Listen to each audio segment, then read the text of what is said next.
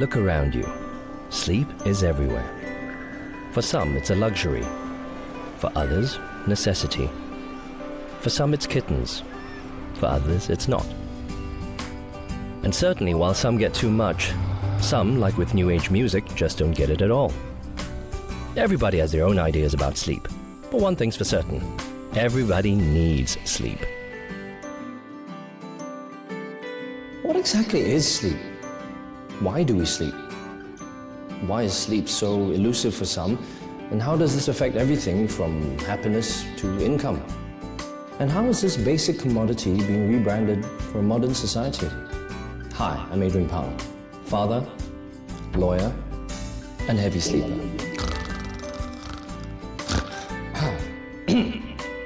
Starting today and for the next 5 weeks, I, the chosen lab rat, will be subjecting myself in the name of medical science to sleep tests and experiments. Together with a highly accomplished group of sleep doctors, experts, and researchers, we will dive into slumber science and answer all those burning questions about sleep.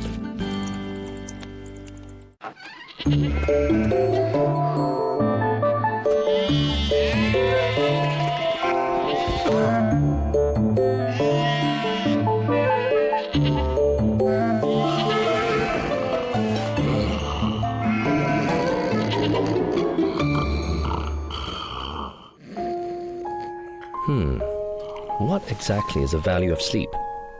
And what price do we pay when we sacrifice proper sleeping time? What do we really understand of this activity we engage in for about 1/3 of our lives? In most modern and industrialized societies, people are opting to sleep less, and Singapore is no exception. Whether it's burning the midnight oil for an exam or brokering headline deals, social and industrial progress have legitimized to a large extent partial sleep deprivation. We think nothing of sleeping less than 6 hours a night. And this is to say nothing yet of the trend people are now electing to pursue wake activities long into the night. What price is our body paying for our late nights? At what point does sleep become a disorder? Margaret Thatcher and US General Stanley McChrystal got on with business with just 4 hours of sleep a night. So just how many hours of sleep make our body a temple?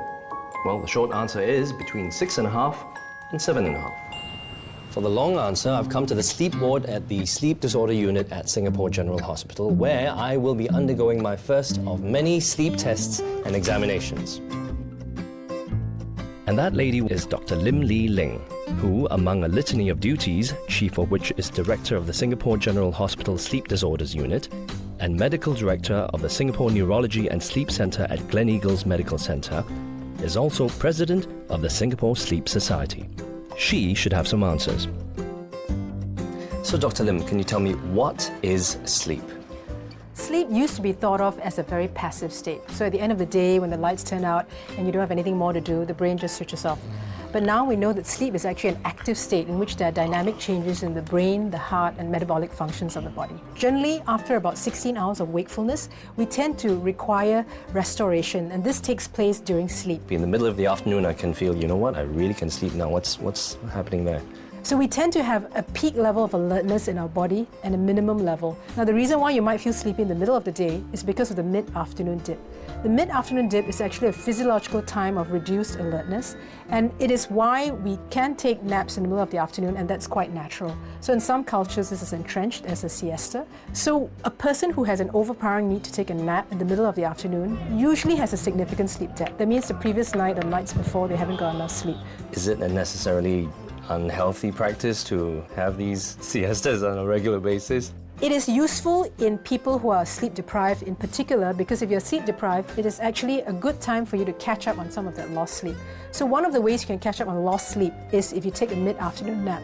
The only thing we discourage is to take a nap that's too long. Keep it short, like half an hour, just to restore you.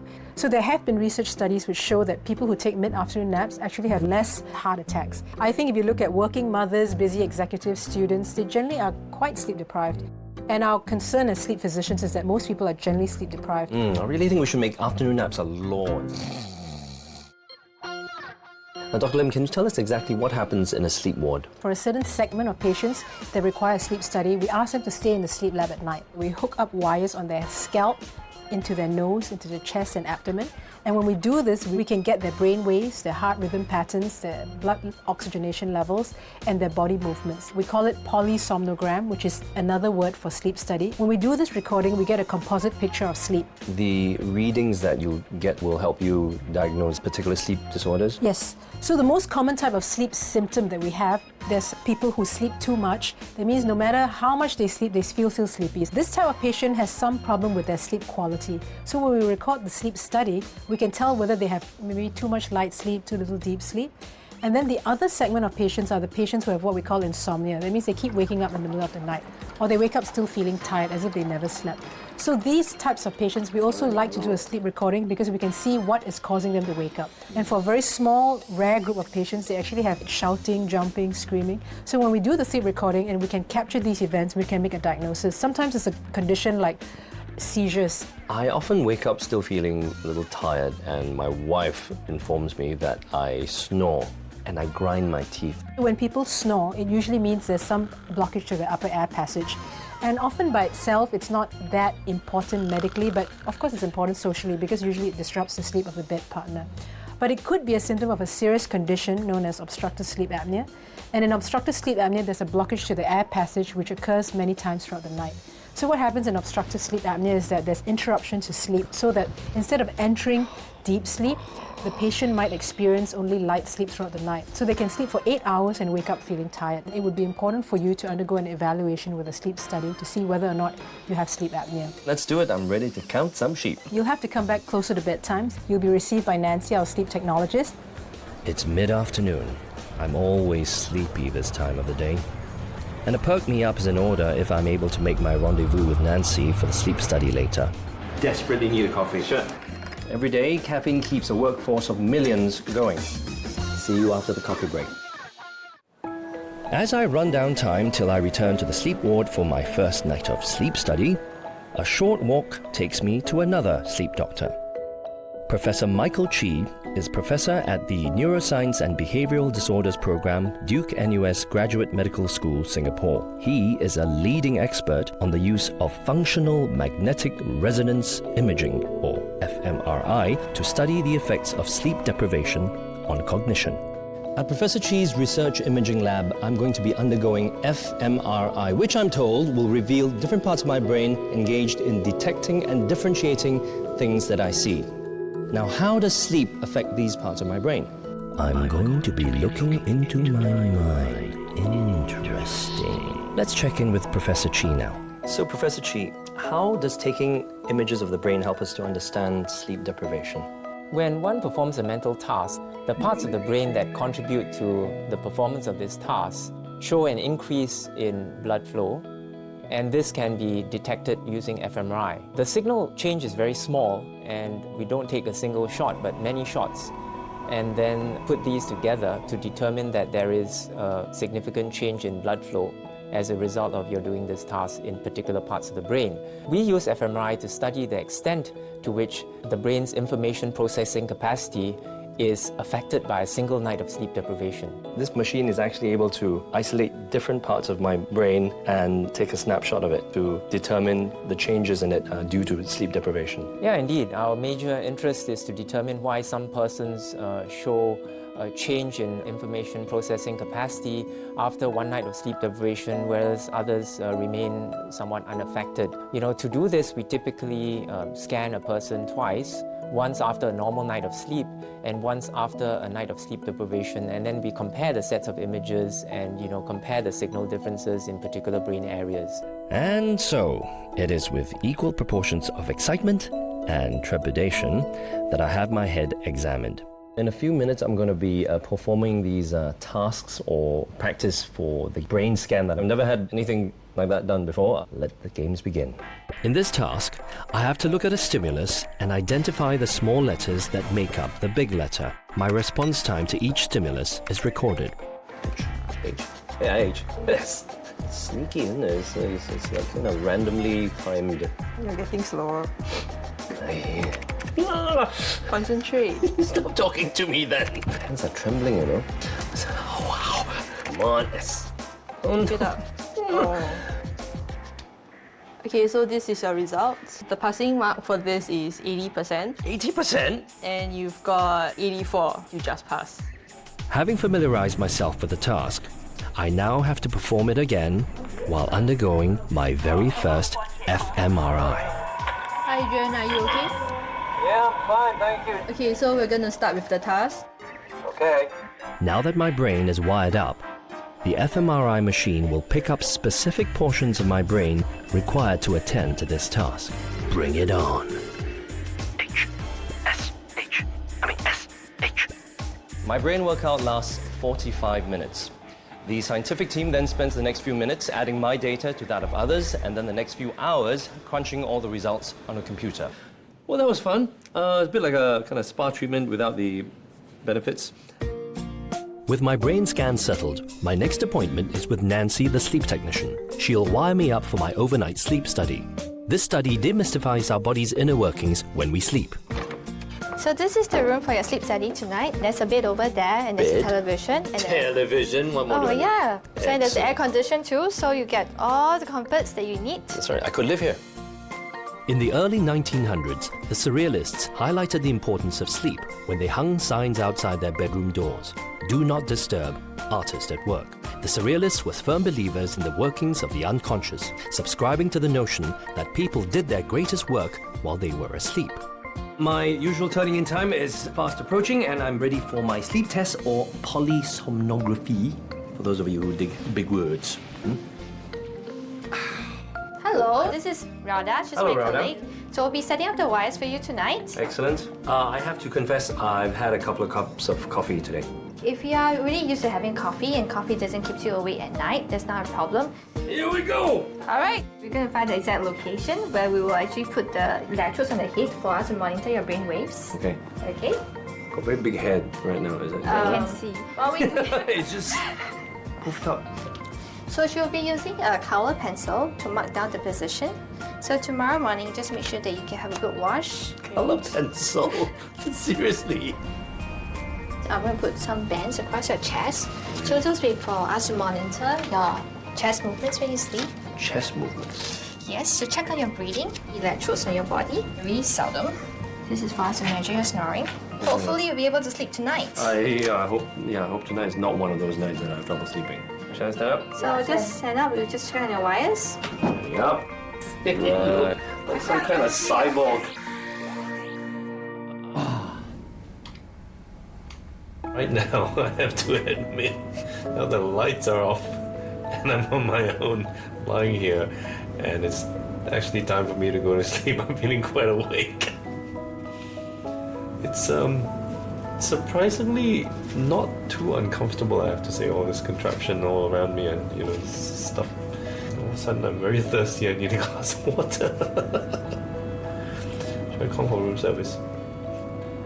Tracy, I'm sure you're gonna have a good night's sleep tonight without me there to grind my teeth next to your ear and to snore in your face. And actually, I'll probably sleep quite well as well without you kind of punching me in the ribs for waking you up with my snoring. So, we're doing each other a favor here. Bah. One. Bah. Is falling asleep so quickly normal?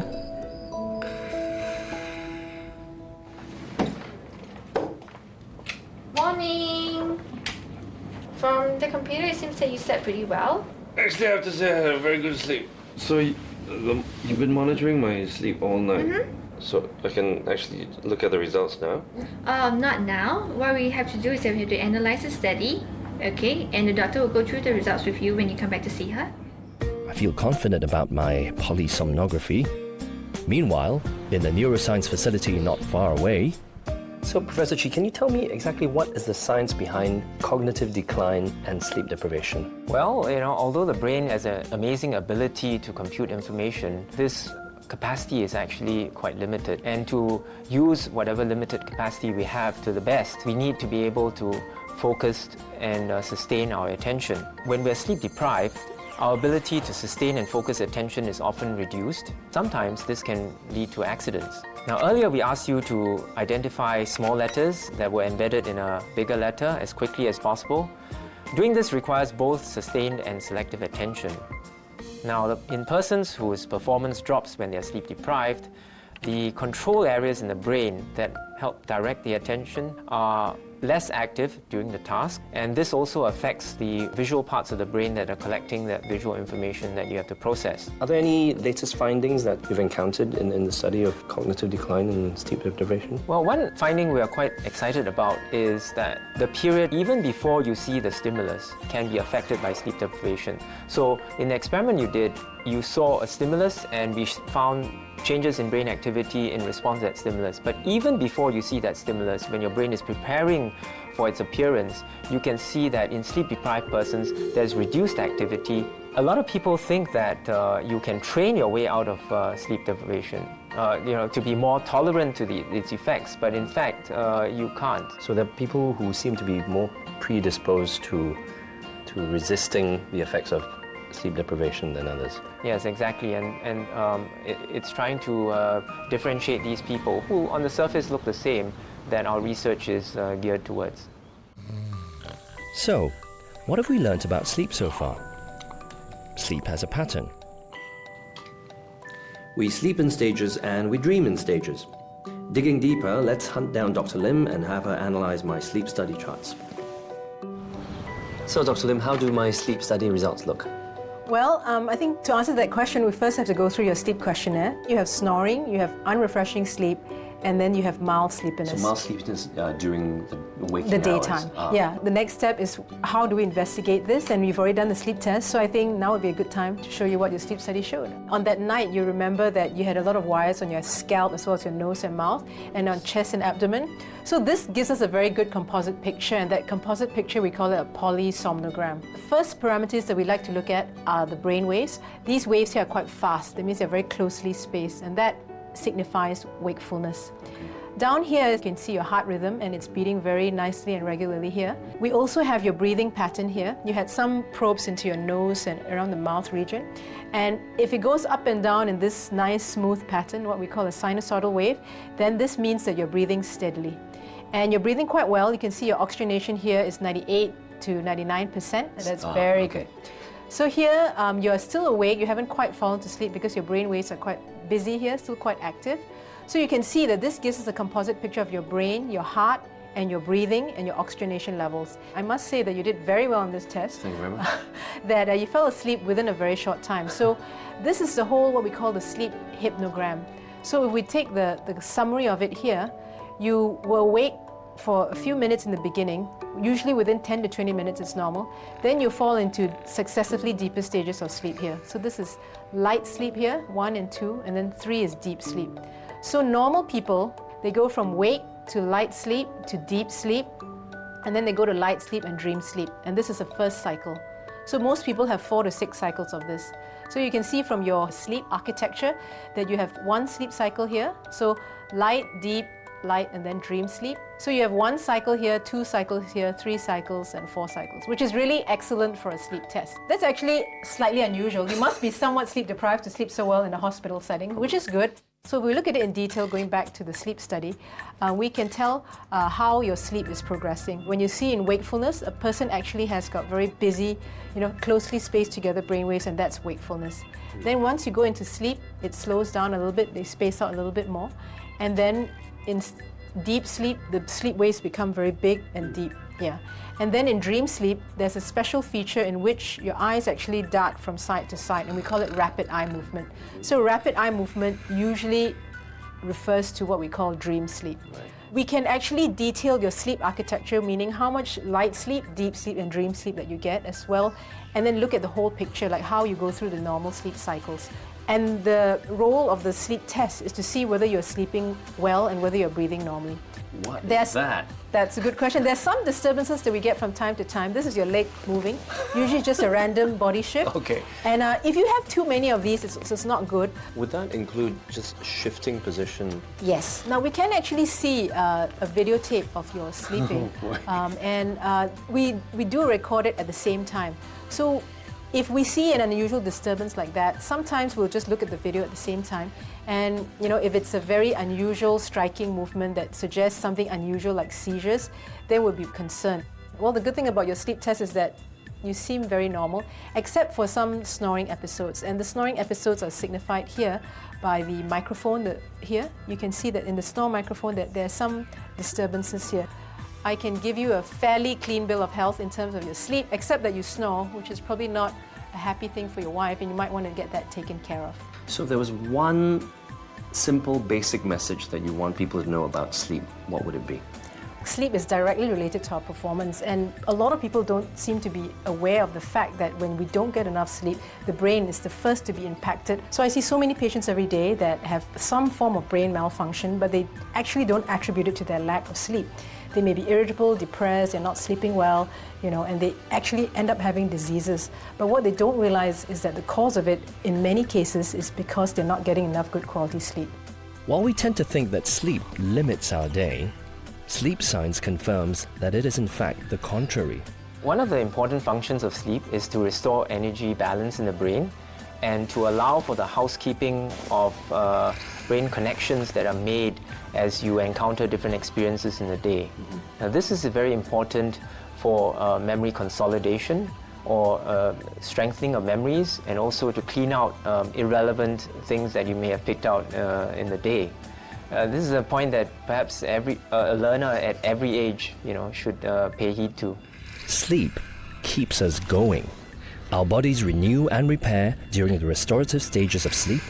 Our critical faculties assemble information and experiences as memory forms, the very stuff needed to get on with day-to-day life. Perhaps the way to view sleep is as an equal being to wakefulness. With that in mind, if we were to plan our day starting with the amount of sleep we want to achieve and work backwards, our 24 hours could be so much more balanced. And we wouldn't be preoccupied with chasing sleep.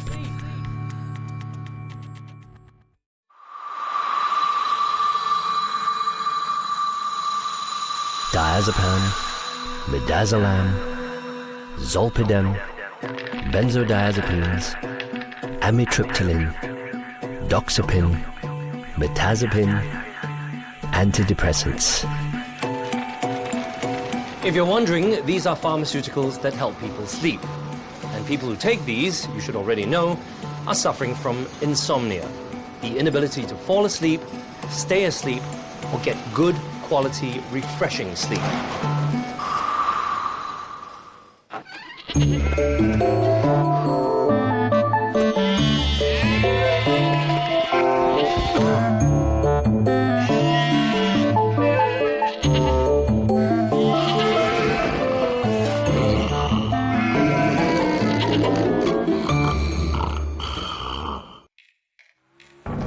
Enter stage right.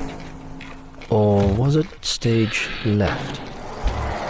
Did I lift up the toilet seat? Sure I did. Maybe I should check. Violet! I forgot to return a call. Alright, note to self. Call Violet first thing tomorrow morning. Did I lift up the toilet seat? I can't sleep. I'm so tired, but I can't sleep. I can't sleep. I can't sleep.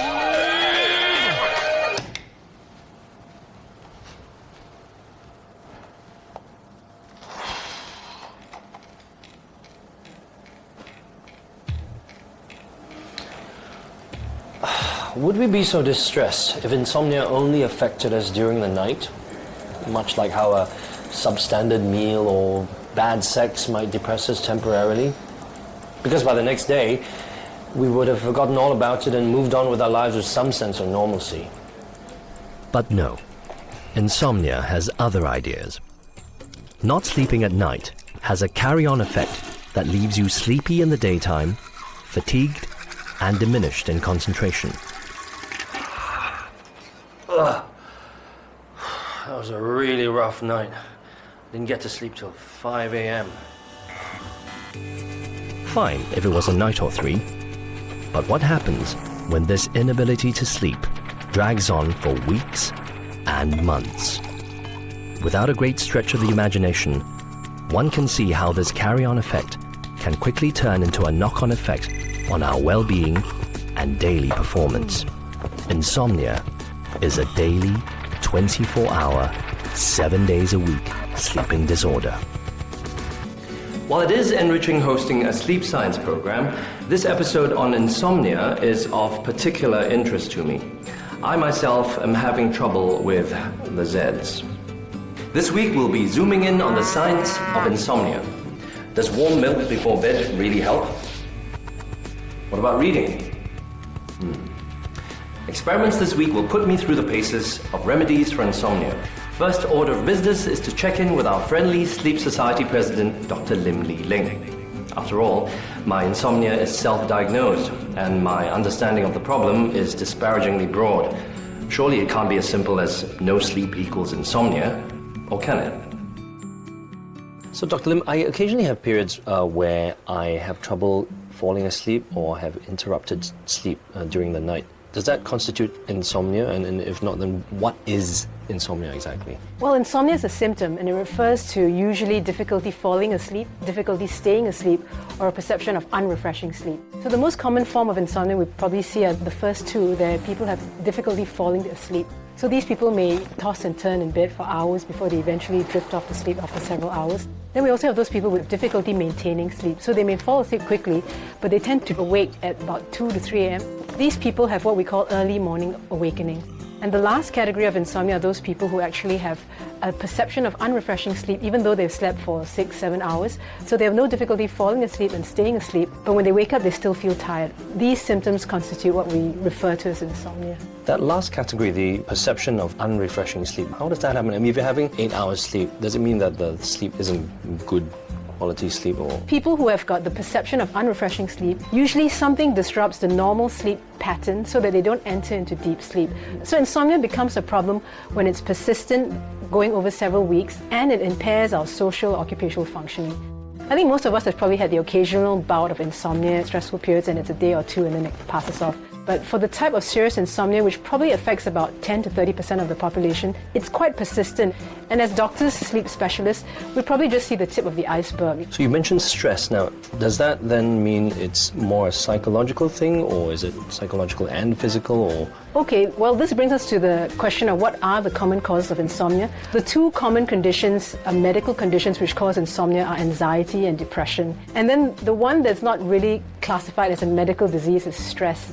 So between stress, anxiety and depression, I would say these constitute the vast majority of cases of that type of insomnia I refer to as difficulty falling asleep and difficulty staying asleep. So classically, the people who have difficulty falling asleep are very anxious. So they have this nervousness as the 0 hour of bedtime approaches. Right. Then they keep thinking about sleep. Oh, can I sleep? Will it be a bad night? It turns into a bit of a vicious cycle. The anxiety causes the difficulty to get to sleep, and then they get anxious about not being able to sleep as well. Yes, and they usually come in with all kinds of questions like, if I don't sleep, will I die? Will I get brain damage? Will I get dementia? The other type of insomnia, which I said, where they wake up at 2 or 3 a.m. in the morning, this is a classic symptom of depression. So the person goes into sleep, but they get this arousal in the middle of the night, which is not due to a physical reason. Insomnia can be quite gratifying to treat because a lot of patients have undiagnosed anxiety and depression, so they respond very well to treatments which are suitable for anxiety or depression. But a lot of people also don't actually have a disorder, they actually have stress. And this is the most common. Lots of us have stress. So a lot of people, when they have too much stress, they cannot enter into a state of sleep. So to put it simply, when we go to sleep, right, it's actually a natural state which ensues after being awake for about 16 hours. Then we get 8 hours of rest and restoration, which is what we call sleep. So for people who reach the end of the day, if they're unable to sleep, it's usually because their arousal level is too high. So are there certain types of people who are more prone to getting insomnia? Are they the more highly strung people? There's a certain personality type which we call type A, the people who are more obsessive, compulsive, highly strung. This type of people are more predisposed to insomnia. So certain kinds of insomnia can run in families. We also get professionals, at the peak of their careers. Then their type of insomnia is due to stress, usually work stress. The longer I stayed, the more worrying it got. I seemed to be checking more of those boxes Dr. Lim mentioned. The plot thickens. My suspicion has gathered legs since my meeting with Dr. Lim. Of all the symptoms she mentioned, I have trouble sleeping, I don't feel refreshed in the morning, I feel fatigued, The good news is insomnia can be managed and possibly overcome. Not all is doom and gloom for the eternally exhausted. I just have to get an accurate diagnosis, and that's where I'm headed next. As we understand it, everyone suffers from insomnia at some point in their lives. But the underlying causes are many. What's important is that I nip the problem in the bud before it starts to vine over my life. I'm waiting for a consultation with a senior consultant psychiatrist with the Department of Psychiatry and Sleep Disorders Unit, Dr. Ng Beng Yong. Dr. Ng will be able to make a diagnosis and offer me ways to better manage my insomnia, or better still, put this beast to sleep. Pun definitely intended. And believe me, the irony isn't lost on me. Uncle, you're here to see Dr. Ng also? Yes, I have appointment with him this morning. Oh, okay. Yeah, so do I. I'm having some problems sleeping. I can sleep also. Really? Since many years ago. Really? Yes, sometimes whole night I can't sleep. And And then I have to see Dr.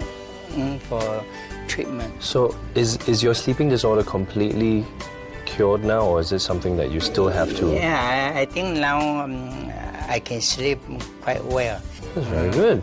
I do singing, reading also. So you recommend singing and reading Yeah, for me? and your good attitude towards your life is important also. Singing, reading, good attitude towards your life. Yes. I like that. At the start of this series, I raised some concerns about my less than savory sleeping habits, suspected insomnia being one of them. And that was when I was handed one of these sleep diaries and asked to fill it in diligently, as it would point the way towards my diagnosis. All I had to do was systematically note down my sleep hygiene every day for a fortnight. Basic practices like sleeping time, sleeping duration, did I eat before I sleep, did I consume alcohol, etc., etc.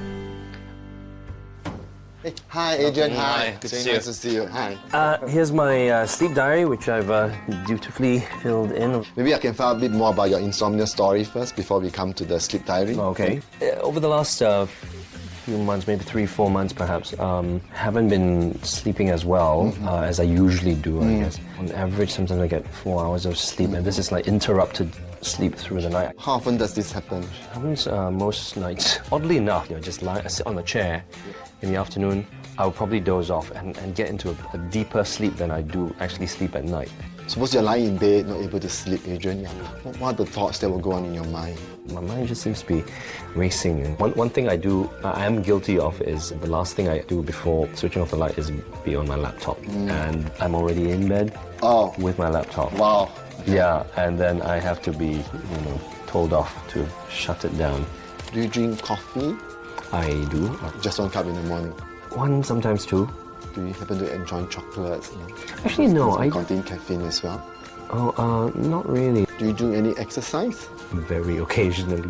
Just simply not enough time in the day. How's your mood in the daytime? I do find that sometimes I'm a little bit irritable and I snap at people. Yeah, thank you very much for sharing so much information. You're welcome. Now we go to your sleep diary. Okay. Yeah, Adrian, so maybe you can just explain to us what all these abbreviations and what they mean and all that. Yeah. Okay. All the M's are the meal times. C is caffeine, caffeinated beverage.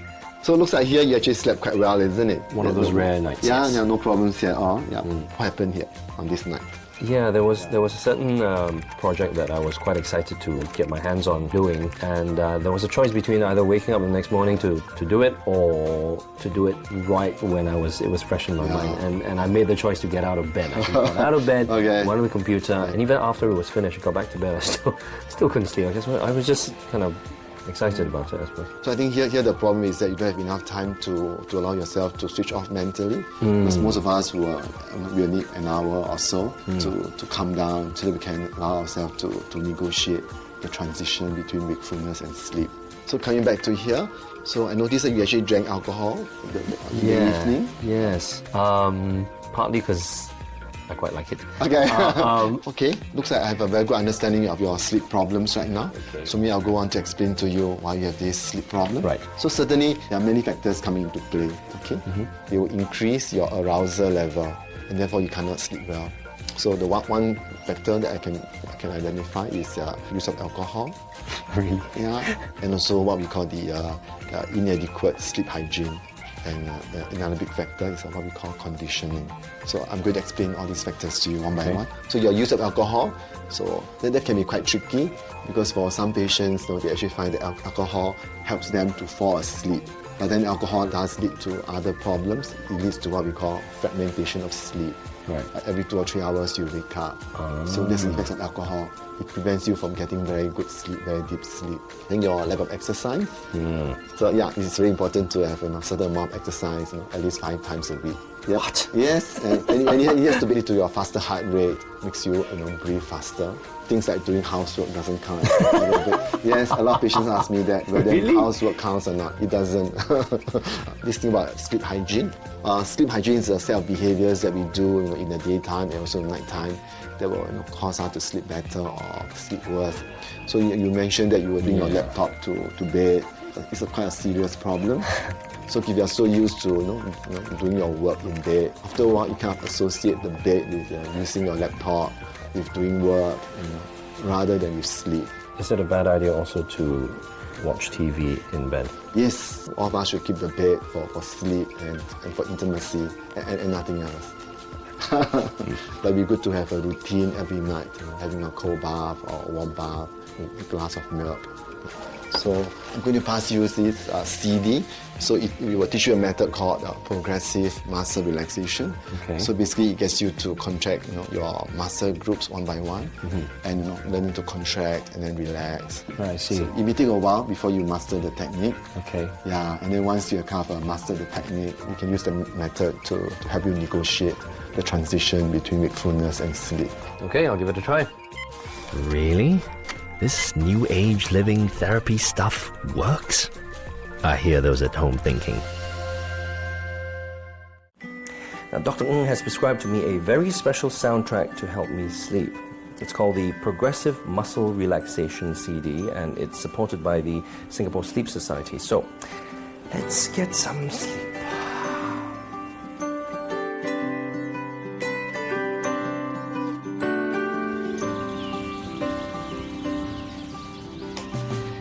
Last night, I put into practice some conditioning exercises to help me with my insomnia. I stayed away from my bedroom until it was time to go to sleep, and I forced myself not to think about my work, which didn't really work.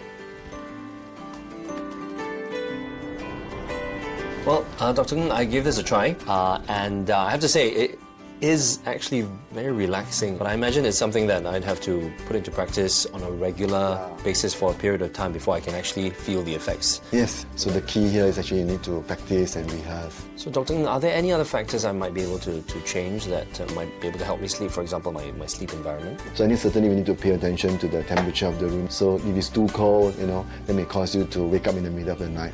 At the same time, if it's too warm, that may also prevent you from falling asleep. At night when you sleep, there are certain stages of the sleep where there's hardly any muscle tone around the neck. So you do need the pillow to support your head. Right. What about the amount of light? I've been told that as far as possible, surround yourself in total darkness. Yep. Our brain will produce this hormone of darkness called melatonin. So you need to be exposed to darkness, then the melatonin will surge in the blood. Melatonin helps to... Yep, and that will enable you to fall asleep. So if you're exposed to bright light too late at night, then that will push back the surge in melatonin. What about sound level, noise level? Correct. I think those are very important factors as well. Is your home environment very noisy? It's quite quiet usually. Yeah. It's good to have some white noise. Yeah, but some people, they can't fall asleep if the environment is too quiet. Yeah, I was going to say that. Some people like to have here some background noise, some white noise. And remember the last session, you also mentioned that on certain nights when you go to bed, you start to think about the activities that you did in the daytime, and then what you're going to do the next night. Yeah. Do you still have that problem? Well, I'm trying to manage that. Actually, that is what we call, rumination. In the evening, 7 to 7:30, you can actually sit down, get out a piece of paper, and list down all your concerns, all the tasks that you need to do the next day. So later on, when at night you're trying to sleep, you find your mind wandering again, then you just tell yourself, tomorrow I can refer to the piece of paper. Right. So it's more like, teaching yourself how to compartmentalize your life. Like certain time of the day you do certain things, then bedtime is meant for sleep, for resting. I think the last session we also talked about your exercise. Well, I obviously need to get more exercise. But is there a time in the day where I should avoid exercise? Yeah, I think that's a very good point. Yeah, I do have patients who go to the gym very late at night after work. Yeah. After they go home, they can't sleep.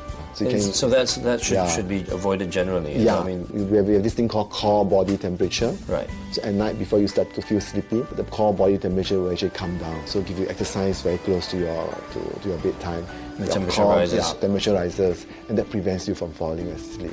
So, Dr. Ng, are there any other techniques apart from this muscle relaxation? So today, what I can do is I can teach you a technique called visualization technique. Sounds good. Let's do it. Sure. So now maybe you can choose a dot on the ceiling. Just going to focus on the ceiling. You may find your eyelids becoming heavier and heavier. Just focus on my voice. I want you to imagine that you are standing on top of a very beautiful staircase. You have reached the bottom of the staircase and you feel very, very relaxed. I want you to imagine that you are somewhere in nature, and therefore, anytime that you feel like it, you can use all these methods to calm yourself down. And 3, and 2, and 1. Yes, welcome back, Adrian. How was that for you? It's very good, actually. It's very relaxing. I don't want to leave. Cognitive behavior therapy and progressive muscle relaxation.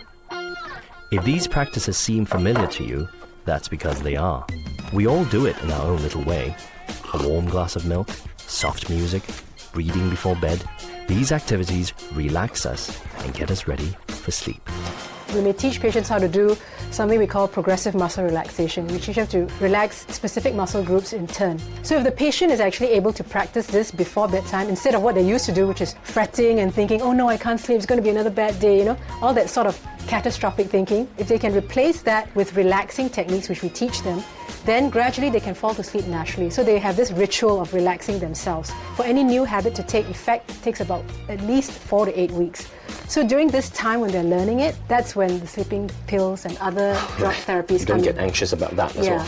So a lot of people miss this part. So they never get to transition themselves out of pills because they didn't learn any natural behavioral techniques. They didn't learn to change their maladaptive ways of thinking. So in a typical CBT or cognitive behavior therapy program, typically in the classical forms, which have been well studied to be very effective, they go over several weeks, and the patient may come once a week to rehearse those routines which have been taught, usually by a psychologist who's trained in this. And they'll learn it over several weeks. And then by the end of 8 weeks, they should be on cruise control, they have learned it, and they're fine. Then little by little, we taper off the drugs. And by research, this has been shown to be the most effective long-term treatment. Then they don't need us anymore because they've already learned to rest and relax themselves and fall to natural sleep. We forget things. We forget that the bedroom is not an office. We forget that there's a leisurely part to every day, and that not every moment has to be frantic and crammed with that carpe diem attitude. And from this episode of Chasing Sleep, it's surprising to learn that we can forget how to do the most basic and fundamental of things. In my case, I've forgotten how to sleep. Just lying down, closing my eyes. I've forgotten how to sleep because of a combination of stress and anxiety, and failure to adhere to a basic level of sleep hygiene. I've forgotten the basic good of having a wind-down routine and waking up at the same time every day. So what are the consequences? I have to learn self-motivation, learn to unlearn some things, and learn to relearn other things. In my case, I'm learning the most basic of things that even babies have no problems doing. Sleep. That's humbling.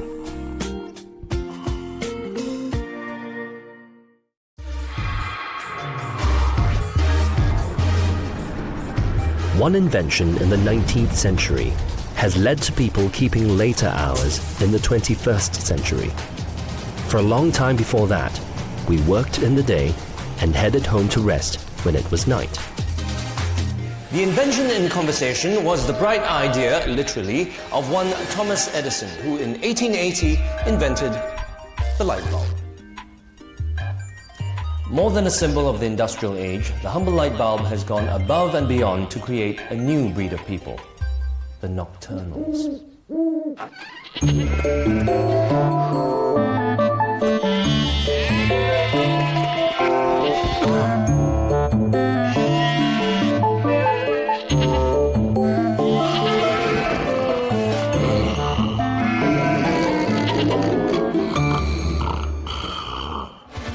High-speed transport, round-the-clock entertainment, breakfast at any time of the day, information at the touch of a button. These are the signs of our time. Modern inventions in a modern society empower us with the provision to do more. So much more, we cannot even begin to imagine. The choices and the possibilities at our disposal are endless. It's brilliant. Absolutely brilliant. Problem is, to do all that, we are sleeping less and less. In this installment of Chasing Sleep, we look at the trappings of a modern society, sleep deprivation. I call in on cognitive neuroscientist Professor Michael Chi. I will also have the sleepless task of being sleep deprived in this week's experiment by Dr. Joshua Gooley. He heads the Chronobiology and Sleep Laboratory at Duke NUS Graduate Medical School, Singapore. I will not sleep a wink for 30 hours. While everyone inevitably pulls all-nighters on occasion, some amongst us do it for long stretches of time. Where's the harm in that? Professor Michael Chi tells me.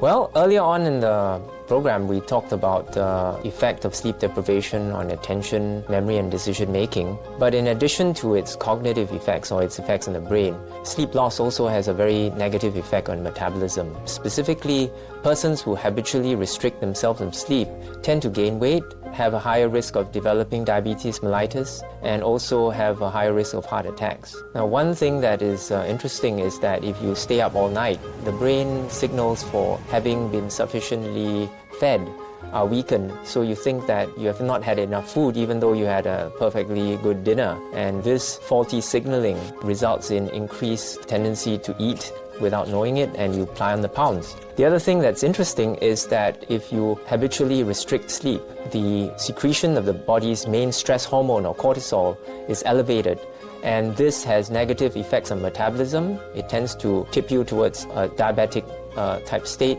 and also this elevated cortisol is not good for brain cells, particularly those relating to memory. Wow. To put things in perspective, as little as 24 hours of total sleep deprivation leads to a detectable change in performance that has been equated to a blood alcohol level of 0.1%. And that is over the legal blood alcohol limit. Needless to say, if you don't sleep, don't drive. Hi, Dr. Gooley. Hello. Now, someone has sent me to you to take part in a sleep experiment, which apparently involves me not sleeping. That is correct. Great. So, Dr. Gooley, you've been studying sleep for a while now. Where does this interest in sleep stem from? I first became interested in sleep when I was a teenager. I slept a lot of hours. I was always sleeping in, and my parents were concerned. They're actually worried, why is this kid sleeping so much? Sounds like me. But my interest in why do we sleep X number of hours, why does sleep change when we get older? These are still unanswered questions in sleep research, and this really drew me into the field. So what happens tomorrow? Just turn up. We'll take care of the rest.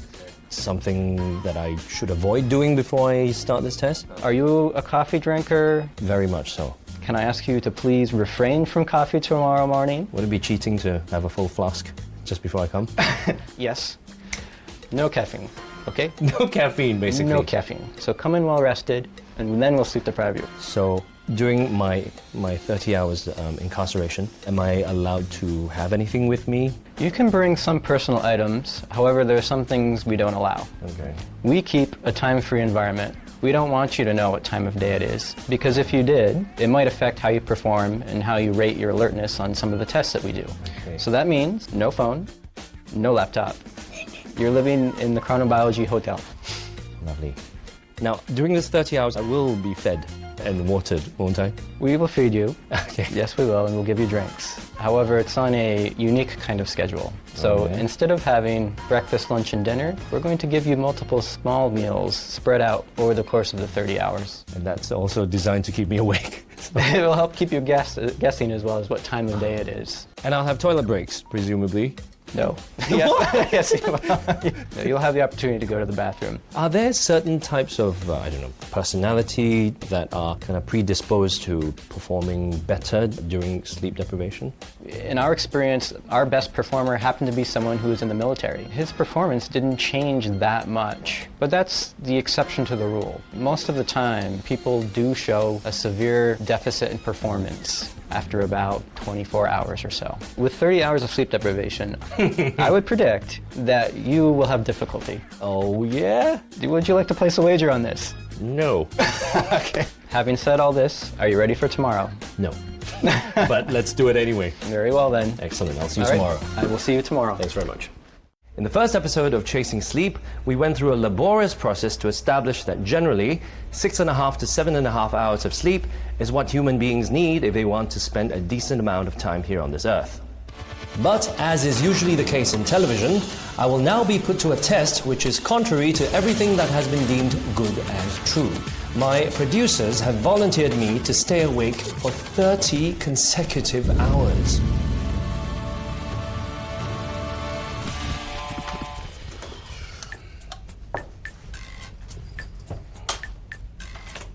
Dr. Gooley. Did you have any coffee this morning? No, I didn't. Okay, very good. So Adrian, I want to introduce you to some of our staff. So this is Eric. Eric, hi. That's Adrian. Hi, Adrian, hi. This is Ivan. Ivan, hello, how's it going? And this is Pauline. Hello, Pauline. Hi. Pauline, ladies and gentlemen.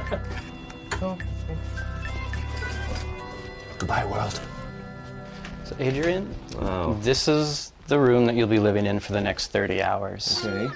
I just want you to know that you'll be on camera at all times. We'll be monitoring your progress from outside.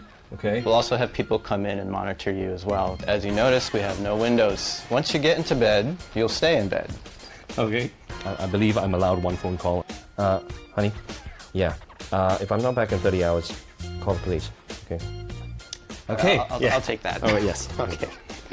Anything else? No, I think I'm set. Yeah, I've got my ukulele. Your ukulele. My ukulele, Very yes. important. What more do I need? The clock had started ticking. My sleep deprivation experiment starts now. Oh, hello. Just writing a song about you. Oh, really? Gooly, oh gooly. So now we need to take your body weight. Based on your weight, we'll know how much food to give you during the course of the study. We're about to give Adrian his first meal. Wake me up before you go. He's actually going to be getting granola. And he's going to get 28 grams of granola every 2.5 hours. But he doesn't know this. He also gets a little bit of juice and a little bit of water. So we sure hope that he likes granola. Okay, Adrian. Hello. Room service. Oh, great. What is it? Like, Something to do it. it's like bird food. Oh, wow. Instead of going to serve me a meal, this is it. This is my meal. My 3-course meal. So poor thing. Don't watch it. It's too sad. Hello. Well, now it's time to put on your electrodes. Okay? Great. All right, Adrian, we're about to do electrodes, so Great. we're just bringing in some supplies. Supplies. Yes. You need to put the electrodes onto just the right sites on your head to measure your brainwave activity. Okay. So you'll be cabled to a device that sends a signal into our control room, and we can watch in real time your brainwave activity. We'll be getting these tests every so often to look at how well you can perform during sleep deprivation. This electrode that we put on your forehead, the large gray one, that's actually for measuring your skin temperature. So we use this information to know what time of day it is inside of your body. It's for measuring your internal body clock. Ah, okay. Yes. Okay, Adrian, if And may I have your attention for a moment? Yes, sure. I'll just put it on auto. Okay, anytime that you hear this music come on, it means it's time to take a test battery. So I'm going to be walking you through your first set of tests. So this simply asks you to rate how you feel. We give you a line with two extremes, sad versus happy. Quite happy. You're quite happy. That's good to hear. So you see the gray box straight in front of you? This is a reaction time test. As soon as you see a number appear, your job is to press the button on the response box as quickly as you can. It's actually a counter, so it tells you how fast you were in milliseconds. Now for a healthy person who's very focused, very alert, a score between 200 and 300 milliseconds is what one usually achieves. Yeah. You're welcome. Click on pump balloon to make the balloon bigger. You see this green balloon in the middle of the screen? Yeah. And there's actually a counter at the bottom of the screen that tells you how much cash you've earned. The way that you earn cash is by pumping the balloon. So each pump increases the value of the balloon.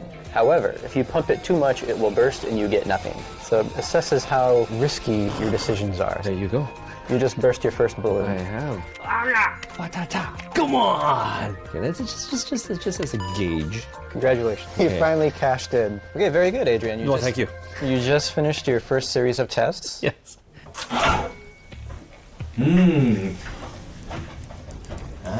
Yummy. Hungry? Oh, you know.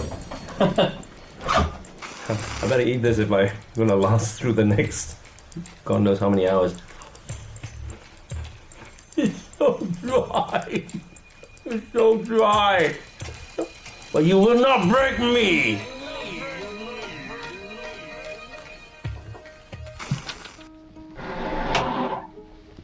Hello. So it's actually time for you to take more computer tests. Oh, joy. Okay. Welcome to the auditory two-bag task. A series of numbers will be called out loud. As soon as a number is called out, you must decide, is this the same number that was called out 2 numbers ago? 1, 6, 10, Press the button if it's no. 5, 9, 6. Really hard. It's intended to be quite difficult, yes. Yeah, well, you managed to achieve that intention. Let's move to the next test. Okay. Oh, I'm gonna be begin. so rubbish at this. I'm sorry, Mommy. Remember, you're supposed to go as fast as you can. Oh, really? There's a time limit? Oh, my. Okay, 64 plus 21 is something. 10 plus 93 is something else. That was way off. It was completely off, wasn't it? Yes. No, no, will you stop whispering the wrong answers to me? Oh, please switch it up. It's too dramatic. One more test. All right, this one examines your divided attention. Okay, so we're going to ask you to do 3 things at the same time. You're going to track the moving object. Anytime it turns orange, we want you to click the button. And whenever you hear an even number, press the button on the response box. 3, 4. Good job. Thank you. Okay, well, these are the tests that we're going to be giving you time and time again during the course of the experiment. So Adrian is going through sleep deprivation. The longer a person has been awake, the more sleepy they get, and their cognitive function is impaired. That's why we're giving him tests like addition, divided attention, reaction time. We think that all of these processes are going to be compromised with sleep deprivation.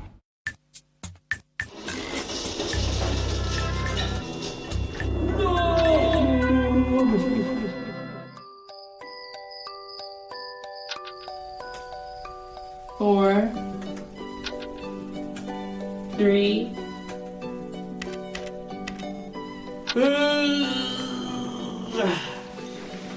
No, really. No, please, no, really. No, please. Please, no, please. Yes, you have to.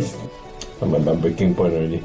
I can feel myself performing worse and worse each time I have to do the test.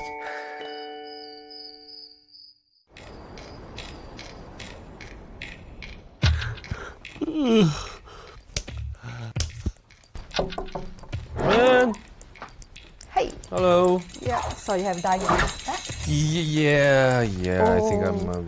So can I clear this jar? Yeah. Oh my goodness, what is this? Oh my goodness! It's granola! Oh my goodness. You have It's to disgusting. finish Must have been left this. by a previous victim. How long have you been collecting this? That's a trick question because I have no idea. feel free to punish me. Yep, sure. Now you must finish 2 of these. I'll open it for you. And you have to finish it because I'm watching you from outside. I can't wait. Because I'm watching you too.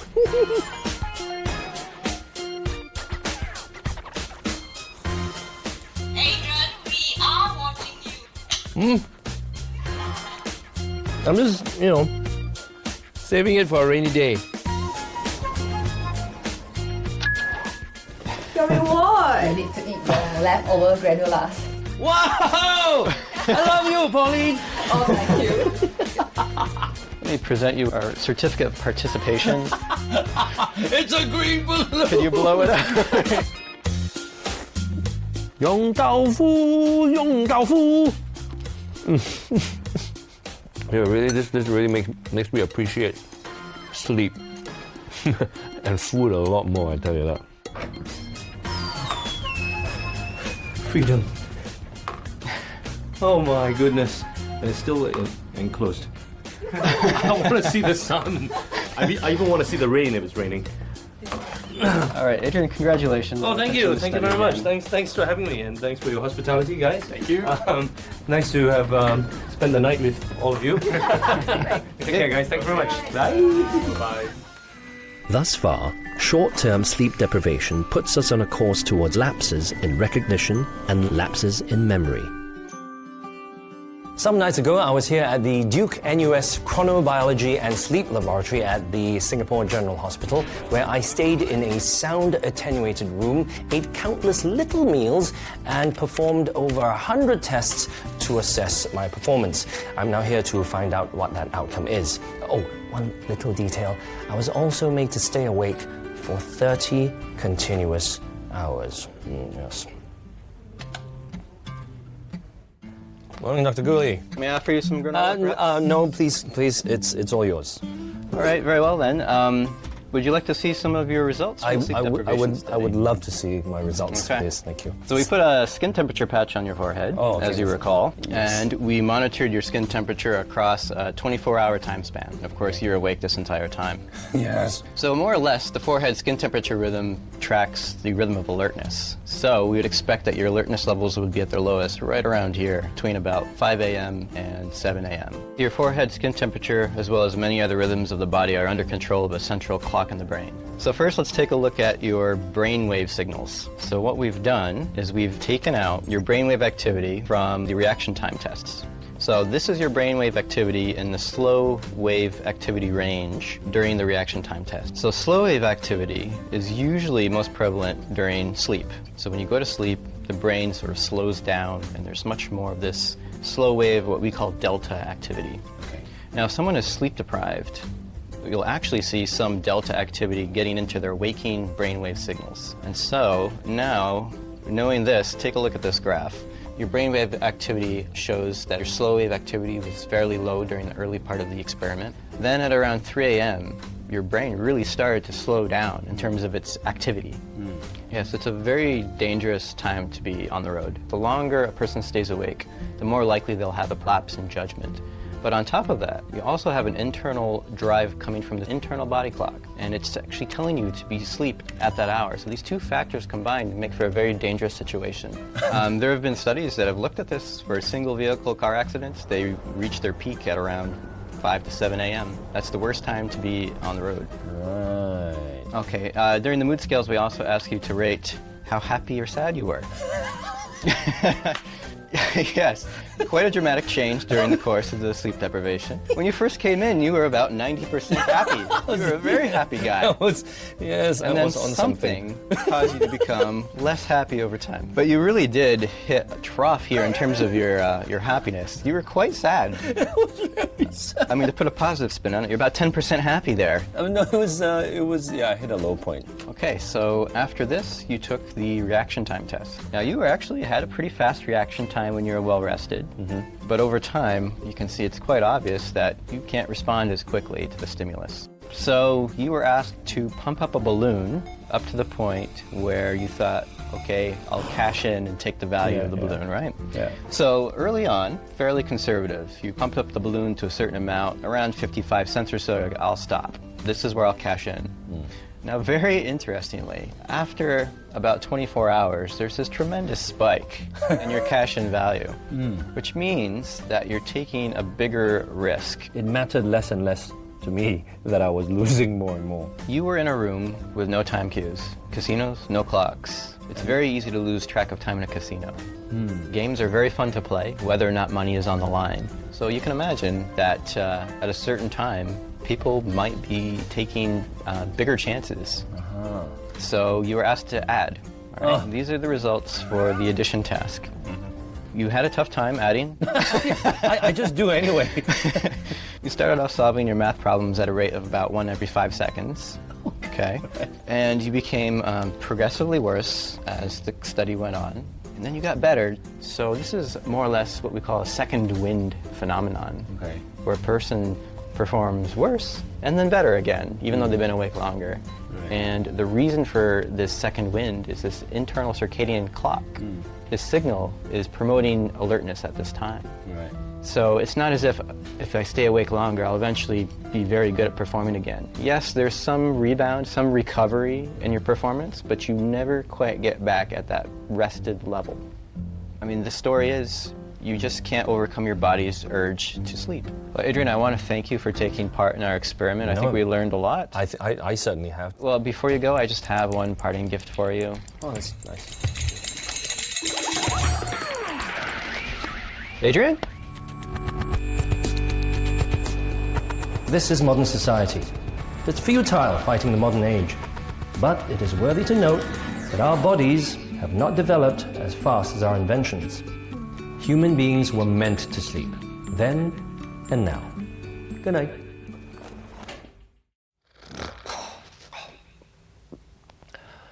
Snoring. It's a worldwide phenomenon with estimates of over 1 billion people who snore due to some sort of nasal or airway blockage.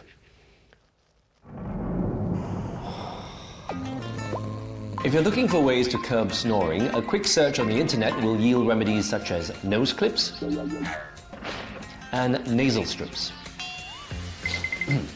Quite frankly, these would fall within our expectations. But the search runs through the gamut to reveal slightly more bizarre results, such as singing and playing the didgeridoo, to anti-snore clothing and pillows. What this shows is the extent to which people will go to try to find a treatment.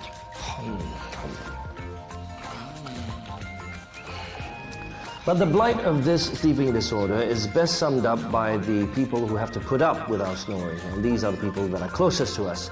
Their weapon of choice? Earplugs. If you, like me, are a snorer, welcome to this installment of Chasing Sleep.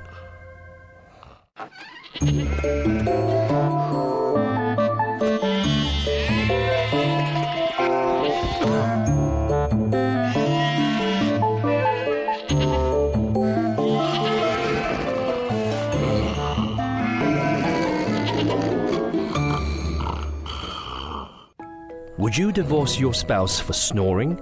Drastic? Yes. Unheard of? No. In this fourth installment of Chasing Sleep, I take my little snoring problem, usually confined behind bedroom doors, and throw it out into the open.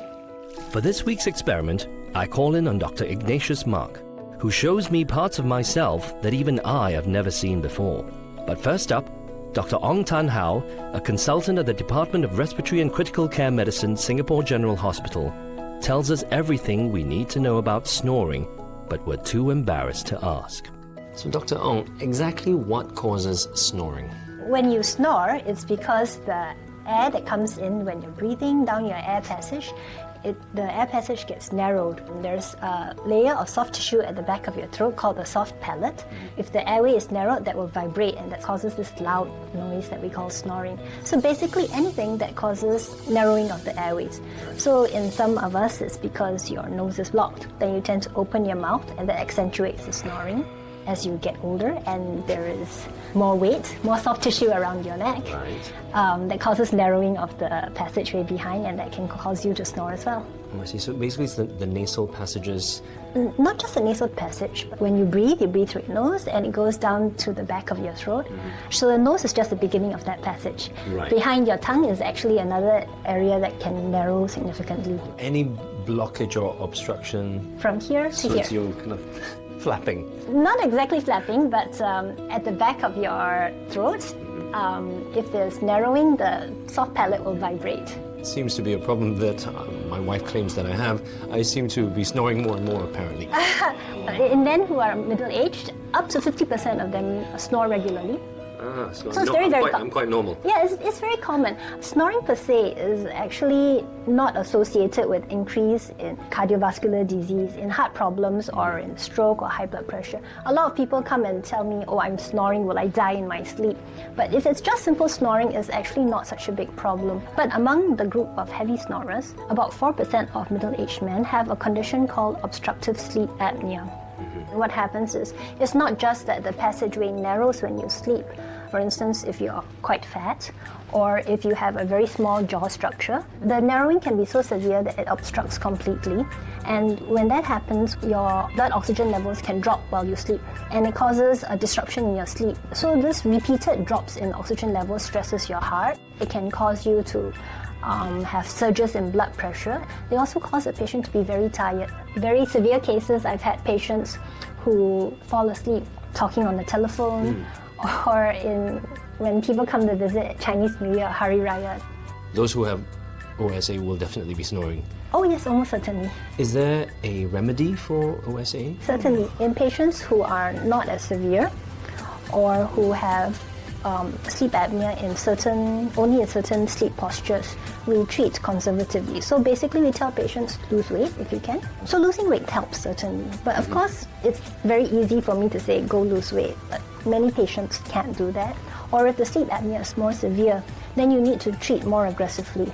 So you can start the patient on a mode of treatment that we call continuous positive airway pressure, or CPAP. It's like a reverse vacuum cleaner. So instead of sucking air, it blows air. And when you turn on the machine, it blows air to keep the airway propped open. It's not pumping oxygen or anything? No, it's not. Okay. It's not. There's multiple studies that show that when the patient's on CPAP, you abolish all the drops in oxygen levels. The sleep is much more consolidated. The disadvantage of a CPAP, of course, is that I do need you to put on a mask every night when you sleep. And as you can see from your expression, it's a rather alien idea to start with. It's not very romantic as well. Well, actually, no. The bed partners of patients with bad sleep apnea generally like the CPAP even more than the patient, because you don't snore. Ah, yes. Yeah, so the bed partner has the best sleep in years. The other way you can treat it, especially in a younger patient, is through various surgical procedures that can be done. It sounds quite drastic to have to resort to surgery. If the problem is a structural problem, for instance, we Chinese were actually born with rather small jaws. So there's a structural problem. So if you can overcome the structural problem, you can effectively cure the OSA. But of course, not every patient is suitable for surgery. If you speak to a surgeon, you will get a better idea. So, on the one hand, there is primary snoring, which is snoring without cessation in breathing, and on the other, there is the more harmful obstructive sleep apnea, which ought to be taken care of. So Matthew, I understand you've had some problems with your sleep. Before I was diagnosed with sleep apnea this year, I just knew I would suddenly just drift off to sleep for an unknown reason. Sometimes when I'm driving, I'll just drift off. Something was wrong, I knew, but I couldn't pinpoint the exact reason. So my computer go into screensaver mode, suddenly just completely blank out, you don't know what's going on. It often feels that I haven't slept for a few years. Really? The kind of feeling, you just feel like you're dragging a corpse, a living corpse, like a zombie, and you keep yawning non-stop. I kept sleeping even during meetings while driving, and that's very dangerous. And so I began to see it's life-threatening. Obstructive sleep apnea can keep us awake at night and leave us to deal with excessive daytime sleepiness. How does one cope with the overwhelming need to sleep all the time at the workplace? This is the common room outside the operating theatre in Mount Elizabeth Hospital. I'm waiting for Dr. Ignatius Mark. He is an ear, nose and throat surgeon and a certified sleep specialist. He's also a self-confessed insomniac. I don't think I want an operation. I don't think I like hospitals very much. I hope I don't have to operate. Just as my fear was about to lead me out of this place, something pulls me back. Adrian? Dr. Mark? Yes, Hi, good to meet you. I've been expecting you. Rick? How can I help? I don't want to snore. Maybe I can help you. Excellent. Let's walk. Fantastic. Well, Dr. Mark, this is my sleep study. Let's put this aside for a while. Okay. I need to find out what's bothering you. We need to interpret that together with the sleep study report. I snore, apparently, and also during the daytime, I do feel drowsy. Well, what you have described are two symptoms of obstructive sleep apnea. There are many symptoms. The common ones would be loud snoring and sleepiness in the day, which is what you have. Okay. Some other patients have poor sleep quality, sleep maintenance insomnia, meaning they fall asleep and then they find it difficult to stay asleep. Some patients wake up in the morning with a headache. Prolonged sleep apnea, if untreated, will increase the risk of high blood pressure, heart disease, and strokes. Do you drink alcohol? Yes, I do. What alcohol does is it actually makes the walls of the upper airway more floppy. So it makes snoring and any obstructive sleep apnea worse. As part of the examination later, I'll need to take a look into your mouth and I'll need to look into your nose and throat with a special instrument called a nasal endoscope. Okay? So what I'll do now is I'll need to spray your nose with some local anesthetic. That will make the scope much more comfortable. Promise? Yes. Are you ready? No, but go ahead. Alright, just hold your breath. Alright, that's it. Yay! Can I go home now? Let's take a look at your sleep study report while you're waiting. The first thing you need to look at is how well you slept. You had about 17% deep sleep, 23% rapid eye movement sleep. Normally, that should be about 20 to 25%. So this is close to normal. And if we look at the chart on your sleep architecture, then you had about 4 cycles of sleep through the night. If we are worried about obstructive sleep apnea and snoring, what we need to look for is your breathing pattern. Are there any obstructions? And there are 3 types of obstructions that we look out for. The first is apneas. Apneas are total cessation of breathing, and the computer keeps track of that for us. The second type of breathing problems we look at is this thing called hypopnea. Hypopnea is a partial obstruction of breathing.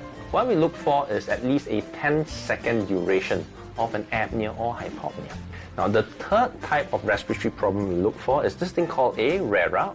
That stands for respiratory effort related arousal, meaning you're using a lot of energy to breathe in, to suck the air in through a narrow air passage. But because you're sleeping, you're not supposed to be working out. When you use extra energy to breathe, you wake yourself up. In your case, you had an apnea index of 0.1 per hour and a hypopnea index of 0. Your RERA index though was much higher, it's 5.7. You have very mild obstructive sleep apnea. Do you feel a lump in your throat? Okay, I think you're ready for the scope. Really? Oh, no lump. Okay, before we do the scope, let me have a quick look into your mouth. So open up, good, just relax. All right, that's all. Are you ready for the scope now? You've done this before, right? Yes, I have. Okay, good, because I'm a scope virgin, so be gentle with me. What's more important is that this is not my first time. Oh goodness, here it comes. Okay, now put your face naturally, breathe slowly in and out. We're going into the nose, towards the back of the nose here. Now if you look at 9 o'clock, you see the little opening there? That's the opening to the eustachian tube that goes to the ears. This is the back of your nose. At this point, I would normally just screen to make sure you don't have any tumors growing here, and that looks clear. Okay? Now I'm going to turn it down now. This is the back of your soft palate. You see that opening there? That is a little bit small, and that's why you are snoring. Okay, that opening should be bigger than the view that you can see. Now, as we go past that, this white thing here is the back of your tongue, and the white tissue there is actually skin. Just breathe slowly, close your mouth. Good. Now, as I go past the back of the tongue, this space here is also small. and you're probably also snoring due to vibrations at the back of the tongue. Beyond that, that V-shaped structure at the bottom that's moving, that's your voice box. Okay, good. It's moving well. Good. Coming out now. The nose is clean. I don't see any infection. Good.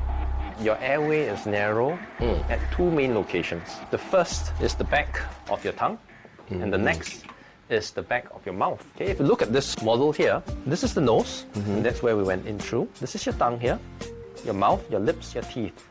So the first point of narrowing is this location here at the back of the soft palate. And the second location is the back of your tongue. Your tongue is further back than it should be. So what happens during sleep is that because all your muscles relax during sleep, this part here and this part here collapse. And the banging of the walls of this part of the airway generate noise that's called snoring. When the collapse is bad enough, you're actually choking yourself during sleep. You get apneas or hypopneas, but in your case, you just had one apnea the whole night. Most of the respiratory events, most of the problems that occurred for you was the airway being small, and that causes you to use a lot of effort to breathe, and you woke yourself up. Right. Is it so narrow that something needs to be done to it? Your problem is, on the sleep study, is very mild.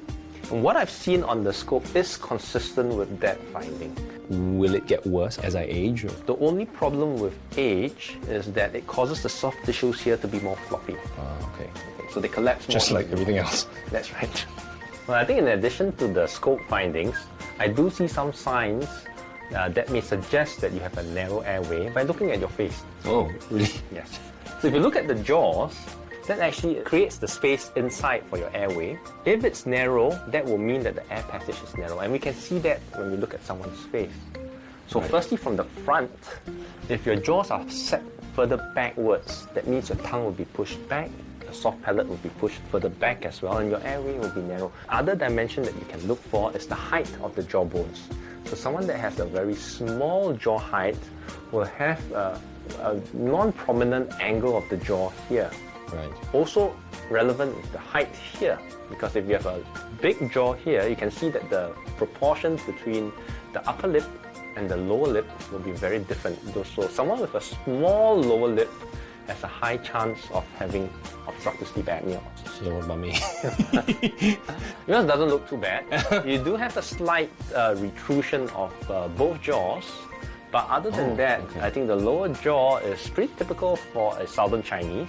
We are different from Caucasians. The Caucasians have much larger jaws. For example, someone like George Clooney, who's got this very manly jaw. His jaw has good height, it's broad, and it's very far forward. So that is protective for obstructive sleep apnea. And also makes him very handsome. That's right. So what do we do about my problem? I think you should get some treatment. What I think you should do is to start some continuous positive airway pressure therapy. I will refer you to a technician called Nancy. She will help you get started on the CPAP. So the doctor has prescribed to me something called a continuous positive airway pressure mask. Now hopefully this will remedy my snoring. Let's take a seat, Mr. Pan. Alright, so Nancy, these are your toys. This will be your toys for today too. How exciting. Today we're just going to try some of these masks for you, and to find out what kind of mask will be suitable for you, let me just measure your nose. Probably around here. Large and wide, am I? Yeah, large and wide. I like the sound of that, actually. Adrian, you're so large and wide. Okay, I'm going to start the pressure now. You feel the air coming through, in and out through your nose. Just relax. All the masks have this low swivel thing, so you can just turn freely. So you don't have to worry about sleeping in one position the entire night. So we're going to go through next one we call a nasal pillow to your nostril. One for each nostril. Yes. You may feel the air is going in much stronger, but it actually is the same. It's just because it's going in directly to the nostrils. This machine, for example, is it able to monitor the intake and then adjust itself? There are a couple of types of machines. So one is a fixed pressure throughout. The other one is as a smart sensor. They will actually know how much obstruction that you have, and you adjust the pressure accordingly to suit your needs. It's very important to find something that you are comfortable with and you'll be able to fall asleep in. That'll prevent you from talking, which Yes. my wife will be very happy about as well. Stops me snoring and stops me talking. So are there any side effects to using the CPAP? No, the only thing is that you may like it so much that you want to use it every single day, because without it you don't sleep well. So Nancy, I suppose I have to pick one of these to take home with me. I pick you! All right. Hopefully you have, lots of good sleep with the machine. Fingers crossed. I've been going to bed with the continuous positive airway pressure mask, and I have to say it did take some getting used to, but I'm also happy to report that I've been sleeping restfully and snorelessly. With that in the bag, I'm here at Parkway East Hospital for my 10 o'clock with Dr. Ignatius Mark. All right, Dr. Mark, I've given this new friend of mine, the CPAP, a try, and I feel I've had a good sleep in the night. And more significantly, my wife has also been getting much better sleep. Yes. Now, were there any problems at all initially? First couple of nights, I had to get used to actually having this contraption on. But once I got used to it, it just became just a natural thing to put it on. Good. All right, should we take a look at the data from the machine? Okay. And let me get my staff to take this and print out the data for us. There are many different types of masks, and there's no one single best mask for everyone. But if you find that this is more comfortable and this fits well, that's more important, because then you'll be able to use the machine more optimally. Hello. Oh, thank you. Okay, let's have a look at your data. Now, this is how the machine has assessed your use. It tells us how much you've been using it every day. It tells us what pressures the machine needs to use to keep your airway open for you to breathe. It also tells us how much air leaks there are, if the mask is fitting well or not. Right. And it does a mini sleep study. We can use that to compare with before you started treatment. In spite of the use of the CPAP, there might still be periods during my sleep where I actually involuntarily stop breathing. Yes, and that sometimes is normal. So far your data looks pretty good. I think you should continue using this. This could be a permanent form of treatment for you. Great. Well, you don't look like you're very thrilled about using that for the rest of your life. Well, it's a very natural reaction. So there are other options available. First off, behavioral changes. If someone is overweight, losing weight will help. The other thing is alcohol consumption. So avoid alcohol if you find that it makes the sleep apnea or snoring worse. The other things are, if you have nasal obstruction, you should treat that. The last thing is sleeping position. When you sleep on the side, snoring tends to be softer as compared to when you're sleeping on your back.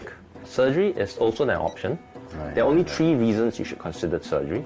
The first reason is if you have a simple type of obstruction, that with very simple surgery, I can give you a high chance of cure.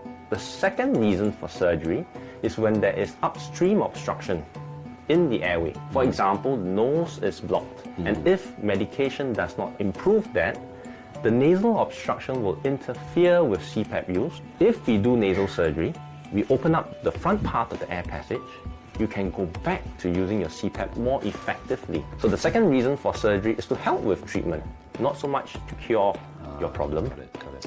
Now the third reason for surgery is when you have tried and failed or rejected all the non-invasive treatment options, then we do surgery as a last resort. And the reason for that is because surgery has risk.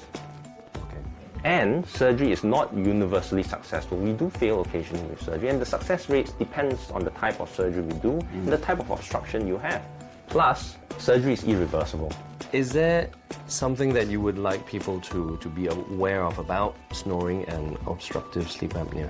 Yes, snoring is a very common problem, but you have to be aware that snoring may not be entirely benign. It suggests that the upper airway is narrow and collapsing during sleep.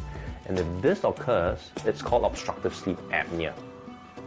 And obstructive sleep apnea is a medical problem because it can disrupt sleep quality and affect the daytime functioning, and it can decrease the quality of life.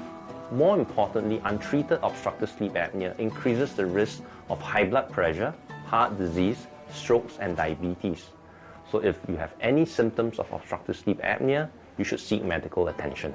So don't take snoring lightly. That's right. My wife thinks that snoring is something that the world can do without. Would she divorce me on the grounds of snoring? Or maybe in a parallel universe she already has. Sorry. In this installment of Chasing Sleep, we've explored several innovative solutions to silence snoring. The solution can be as simple as changing your sleeping position, or propping your head up on the pillow, or sewing a tennis ball to the back of your pajamas. Snorers unite.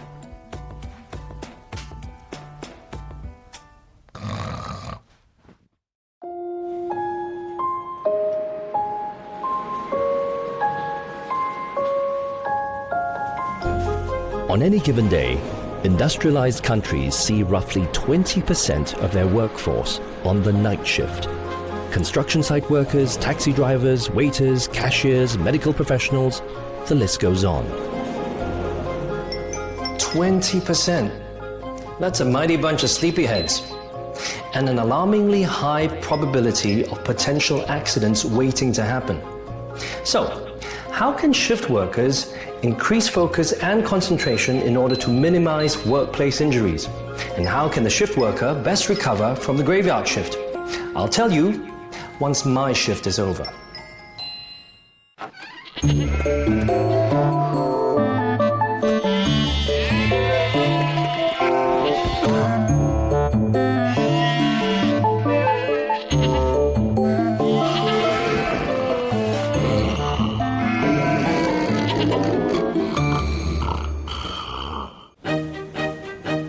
Shift workers are a vital part of the workforce.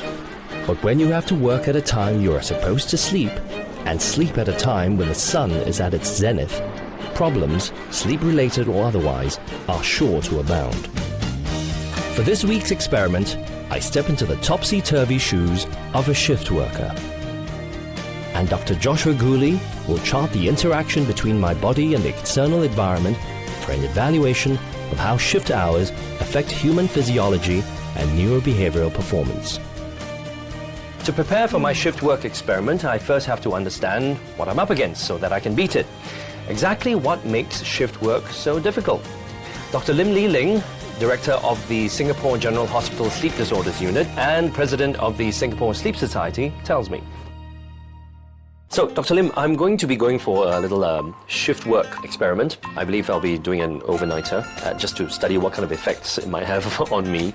Now, in this context, how would you define shift work?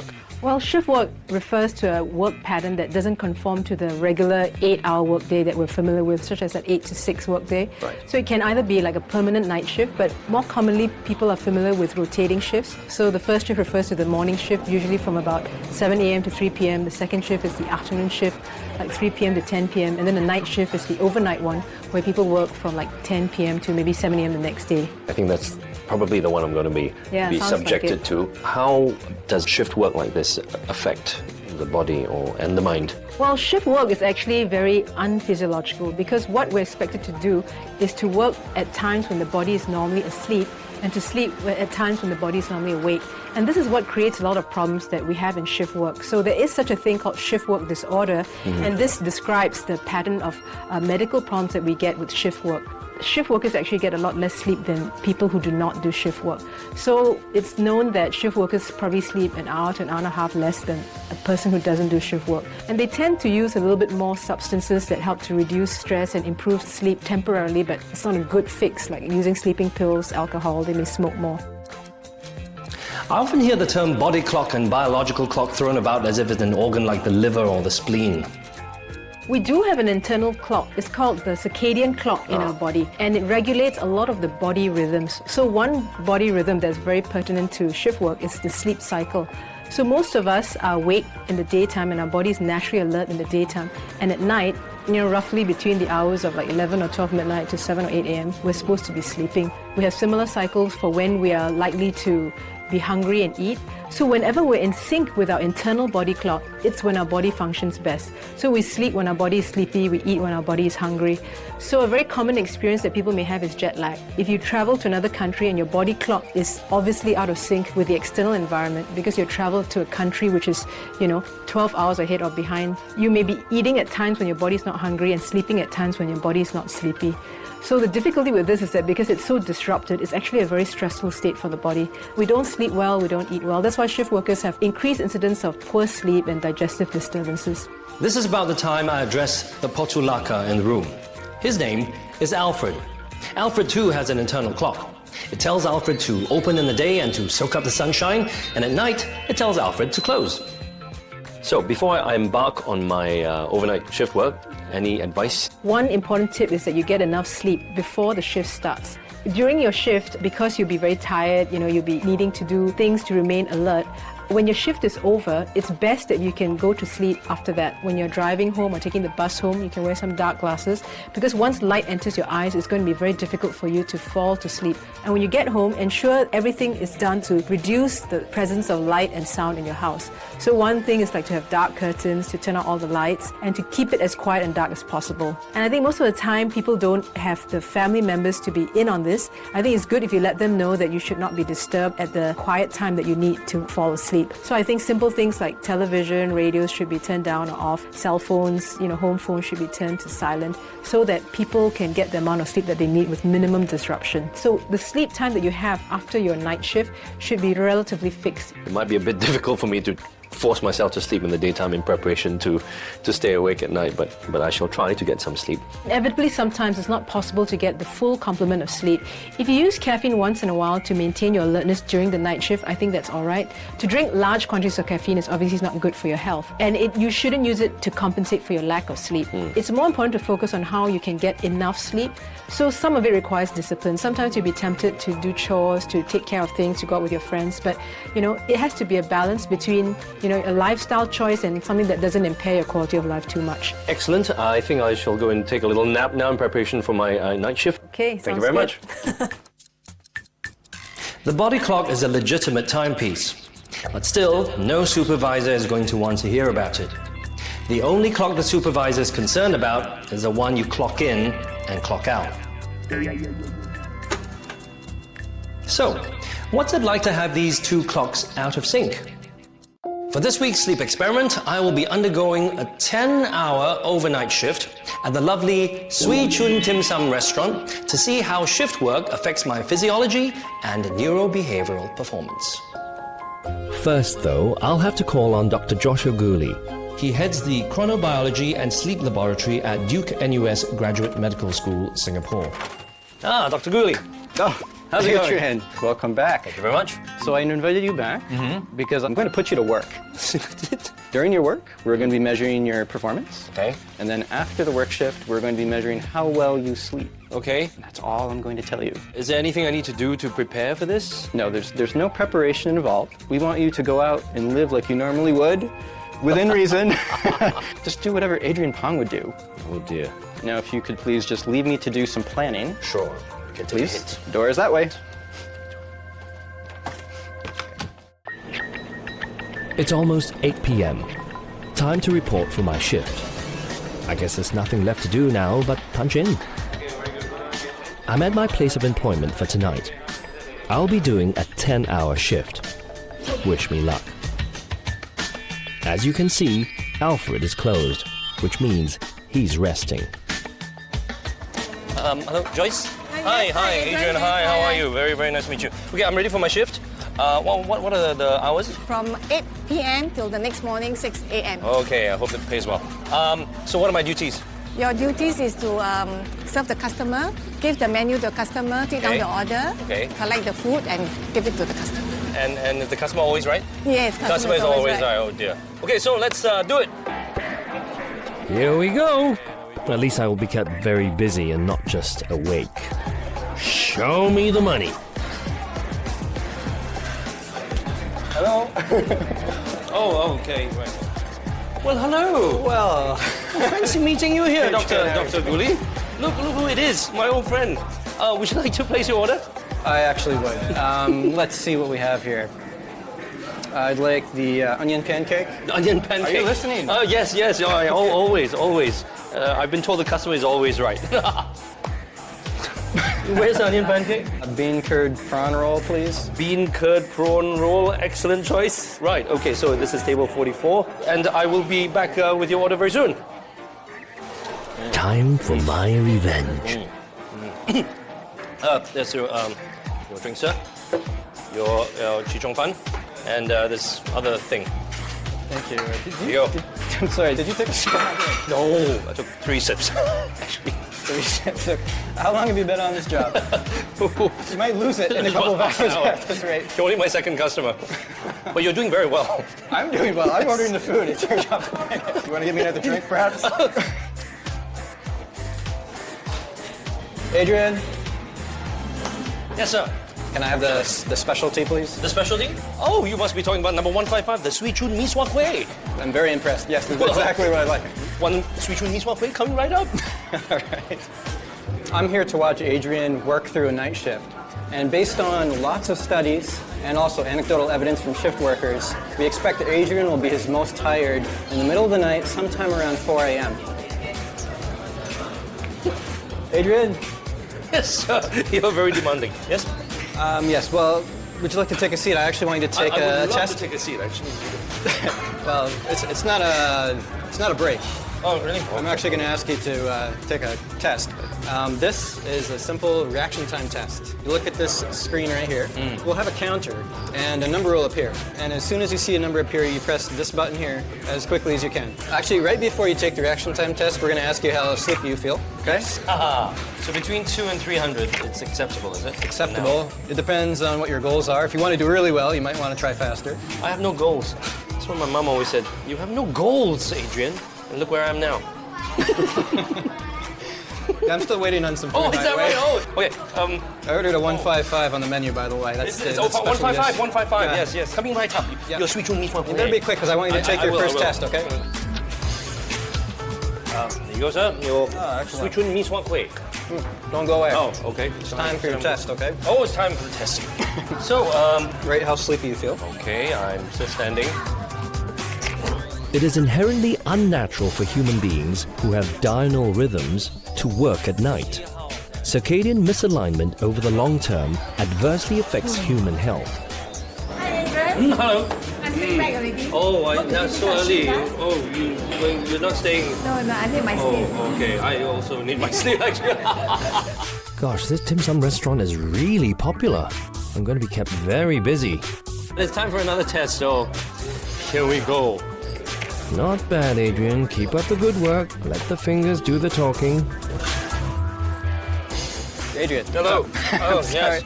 I see you're hard at work. I am. I'm actually going to be taking off for the evening. I know you've got some more work to do. Leave me here.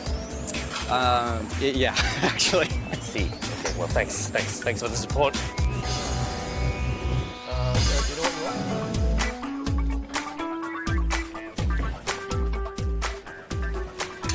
Time for a little break. I've been at this for exactly 5 hours now, and I'm exactly halfway through. The end is not really in sight yet, but you know, at least the food is great. Okay, this is keeping me going.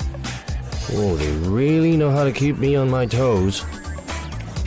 213, not bad at all. Oh.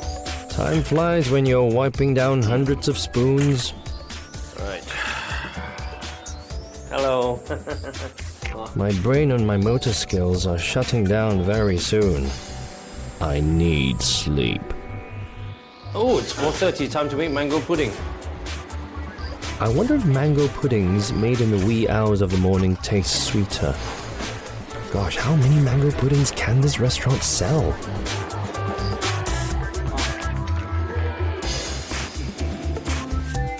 I'm done. Finally. Hey, Adrian! Wake up! Oh, okay. Right. So I got one more test to do, right? Yep, just one last okay, test. Right. And I'm done. Thank you very much. Thank you. Thank you. I've learned from this sleep series not to drive when I'm deprived of sleep. As the taxi pulled away from my workplace, 2 final procedures awaited me: brain imaging and mobile sleep study. Coming off my night shift, I was sent off to my next appointment. I'm scheduled for a functional magnetic resonance imaging brain scan. This scan takes multiple snapshots of my brain in its sleep-deprived state as I attend to the task. How did I do? Well, you did very well. Really? Yes, considering. Yeah. I'm just shattered. I'm shattered. Well, I think you need some sleep. I do. Yeah. Good morning, Alfred.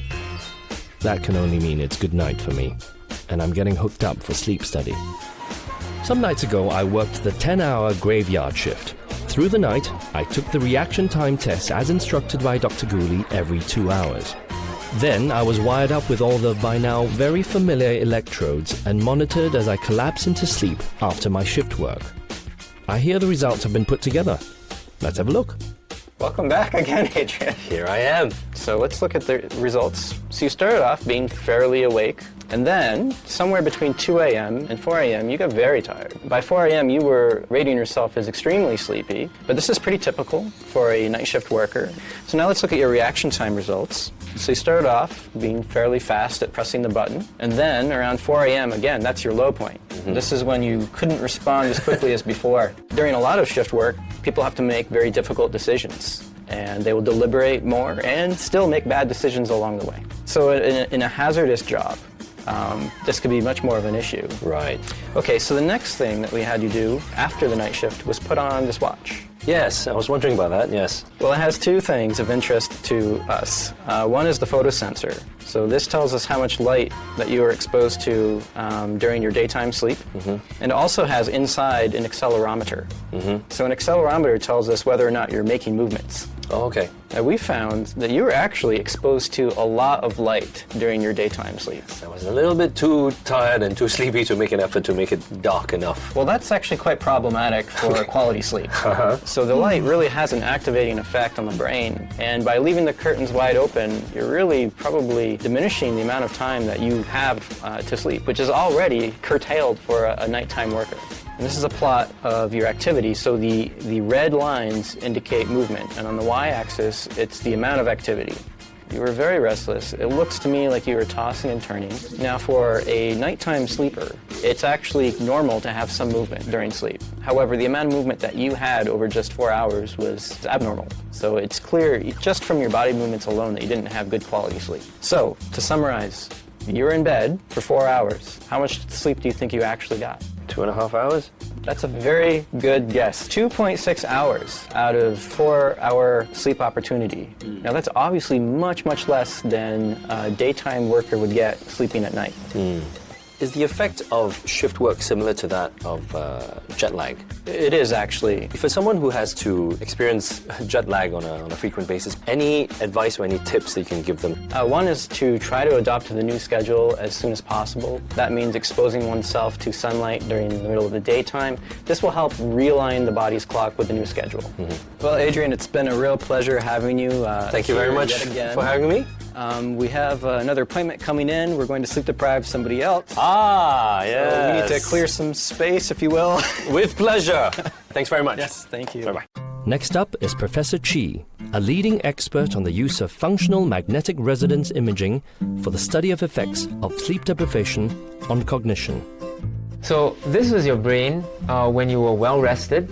In terms of volume, the amount of activation you have is greater when you're performing this task after a normal night of sleep than after a night of sleep deprivation. This is an indicator of also the quality of your brain function, because when you're well rested, that greater activation corresponds to better performance. So try as I might to focus and perform as well as I could, the brain just simply is not working in its full capacity. Yeah, indeed. And this part of the brain is involved in helping you maintain attention or sustain attention. People have actually told me that I don't need that much sleep. 4 hours is enough for me, I can function and all that. Inter-individual variability in requirement for sleep exists, but I think it would be highly unusual for a person to require only 4 hours of sleep a night. If a person says, okay, I only need 4 hours of sleep during the weekdays but sleeps 10 hours during the weekend, you know that they're sleep deprived. Are there a specific group of people or an organization perhaps that benefits directly from these studies about sleep and sleep deprivation? A significant proportion of research is funded by the Ministry of Defense, and their interest is in maximizing human performance. And this is in line with defense agencies around the world, particularly in the US, who also conduct this kind of research. And the idea is that if we can squeeze out a little bit, that just extra performance from our soldiers, we can give them the critical edge. So another interest of the military is to identify people who are more or less vulnerable to the effects of sleep deprivation. People you don't want to be your surgeon when you come into the emergency room at 4 a.m. because they cannot perform when they're sleep deprived and their performance declines very significantly.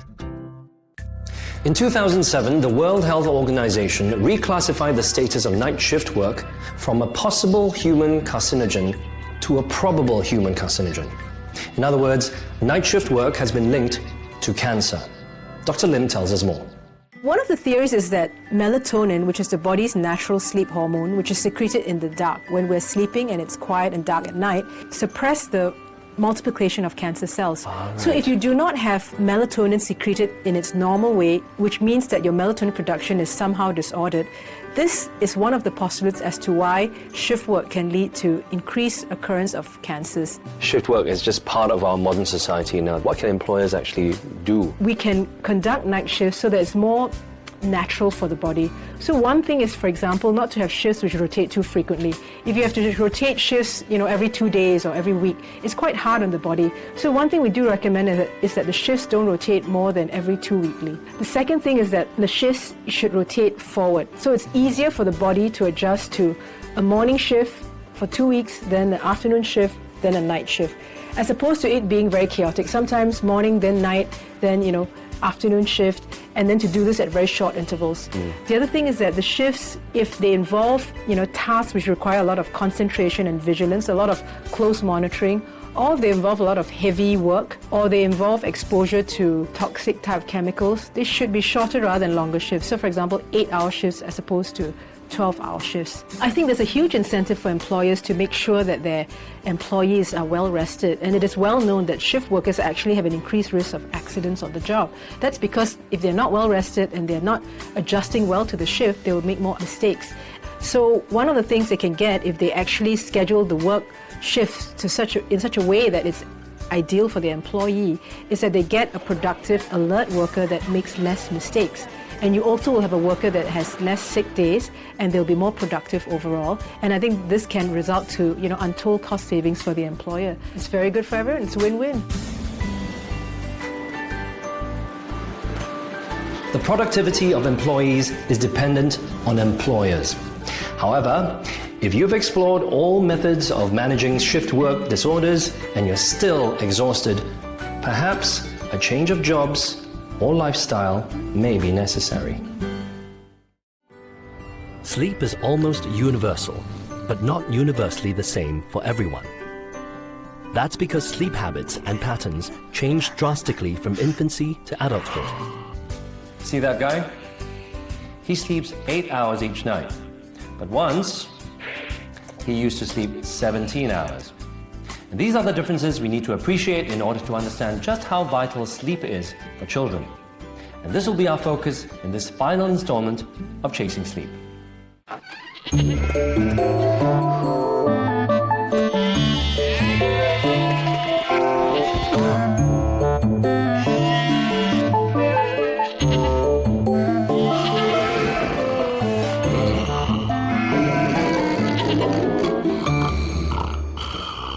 For the past 5 weeks, I've been wired up, scanned, scoped, soothed, sleep-deprived, and fed countless little meals, and I've called in on as many sleep practitioners in as many varying medical fields, all in a bid to evaluate sleep in our fast-paced society. And I have to add, I've done brilliantly. However, in this concluding episode, we turn our attention to sleep science and the pint-sized that could prove to be the most important yet. So, parents, grandparents, and everyone concerned with the development, well-being, and happiness of children, lend me your ears. I shall be calling in on Associate Professor Daniel Goh, Head of Department of Pediatrics, National University Hospital, as we put a child through the paces of a sleep study. But first, Dr. Jenny Tang, Vice President of the Singapore Sleep Society and award-winning pediatric sleep medical practitioner, tells me. Now, Dr. Tang, when a child misbehaves, is it not necessarily a behavioral thing, but perhaps a symptom of a sleep disorder? A child who is hyperactive, inattentive, or aggressive sometimes can be a result of a sleep disruption. So sleep disruption, whether it's due to poor sleep hygiene or to chronic sleep restriction or underlying sleep disorders, can manifest as a spectrum of cognitive, behavioral, or mood issues. So common problems like inattention, cognitive dysfunction, learning and memory problems, and poor academic performance can actually be a result of sleep disruption. We all know that sleep is important for all of us, but why is it particularly important for children? So sleep, we all know, is essential. It's important for energy conservation. It is definitely important for optimal immune function. learning and memory consolidation. And disrupted sleep actually can result in suboptimal academic and sporting achievements, cognitive mood problems. It can also definitely impair the quality of life of the child and his family. Right, so the immune system of a child can be impaired if they don't get enough sleep. The child who is sleep deprived will be actually more susceptible to illness. In children, what are the most common sleep disorders? In my current practice, I see a spectrum of sleep problems in children, and they can range from behavioral sleep problems, for example, sleep onset association disorders, like the need to rock a baby to sleep or the need to bottle feed or nurse a child to sleep, to problems like habitual snoring and sleep disordered breathing, which is actually the commonest group of disorders that I see in my practice. When a child is used to sleeping with the parent in the same bed or in the same room, that's called co-sleeping, I believe. Is that right? Now, is that something you discourage as well? In certain cultures, I think co-sleeping is something that is acceptable, but it is something that I wouldn't encourage because co-sleeping actually has been shown to increase the risk of sudden infant death. The practice has also actually been implicated in some suffocation deaths. Co-sleeping infants have been shown to have less slow-wave sleep or deep sleep, and also more arousals in the night. Sleep onset associative disorder means anything extraneous that children associate with sleep that doesn't need to be there in the first place. Ian came to see me about 4 months ago for a problem of recurrent arousals in the night, and at the same time he also had some problems with allergies and persistent cough that also disrupted his sleep. Right. Yeah, and a very key issue was the need for mommy or daddy to be sleeping with him. Nearing to his second birthday, he vomited. So we had to change him in the middle of the night. Since that day onwards, he just can't sleep on his own. Either me or my wife will have to accompany him and sleep with him throughout the night. Is he the only child Yeah, he's the only child. at the moment? Yeah. If you want a brother or sister in the future, you must let your mommy and daddy have some alone time, Yeah, he doesn't want to know. I advise parents with regards to strategies to manage the sleep onset association disorder with the aim of helping him learning to sleep on his own without the need for parental presence. What Dr. Jenny advised us is to gradually try to not be in the room together with him. So how we started off is when he goes to sleep, we'll be in his room, but we'll not be lying down, which we used to do. So as the day goes by, we'll move away from his bed towards the door. When that works, we actually get out of the room, but we keep the door open. And when that's alright, it moves on further. You actually start closing the door. When we actually implemented this approach, he will still wake up in the night to see whether we are there. So yes, we have to constantly come down to look for him. That was tiring, but that process actually graduated very fast. Because once he knows that we'll be there for him, he practically sleeps very much on his own throughout the night till the next morning.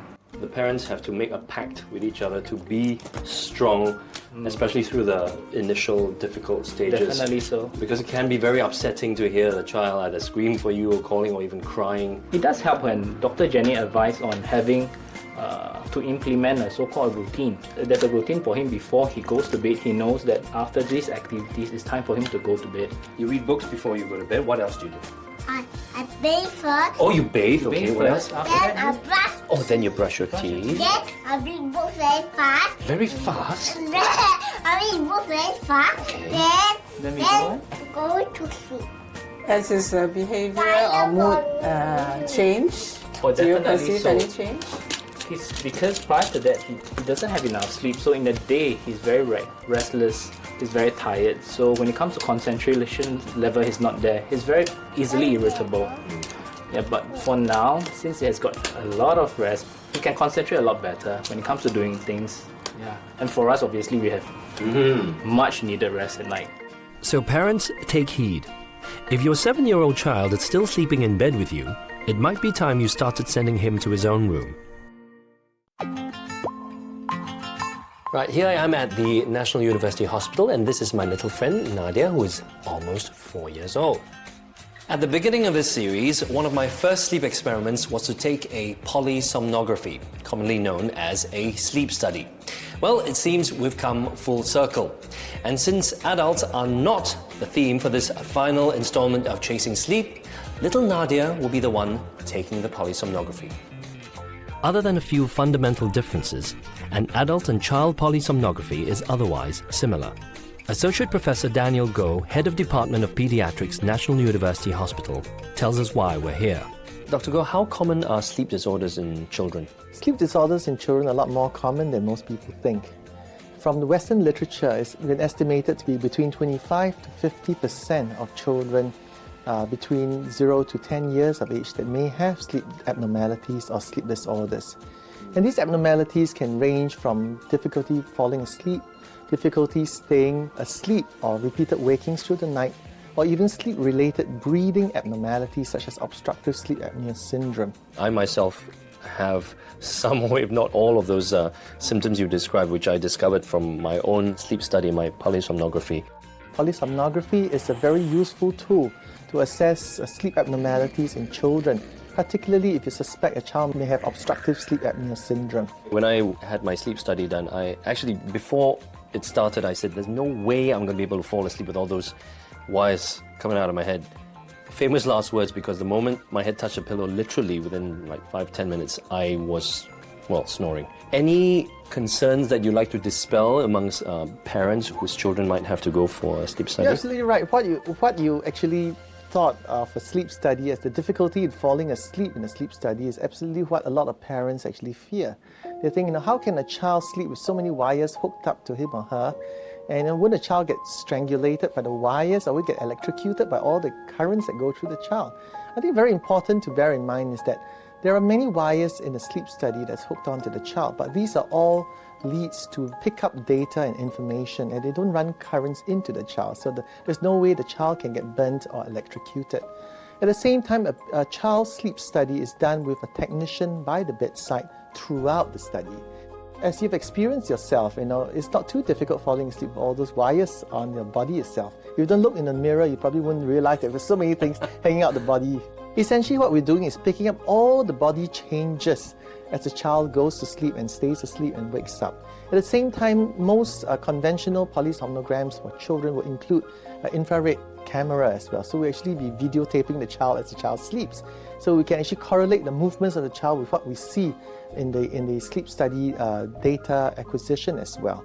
Now, Dr. Goh, I've got a little friend called Nadia. She snores, so how can we help her? Children between the age of 3 to about 8 or 9 years of age tend to have enlarged tonsils and adenoids.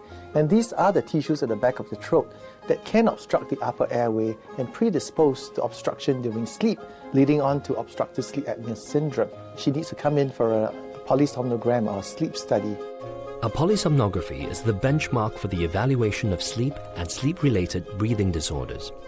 It monitors the number of irregular breathing events and measures their duration.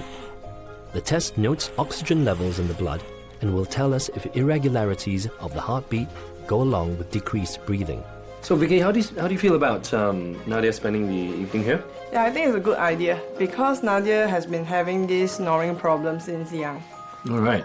She's still very young. At what age did she start snoring? I think after 1 year old.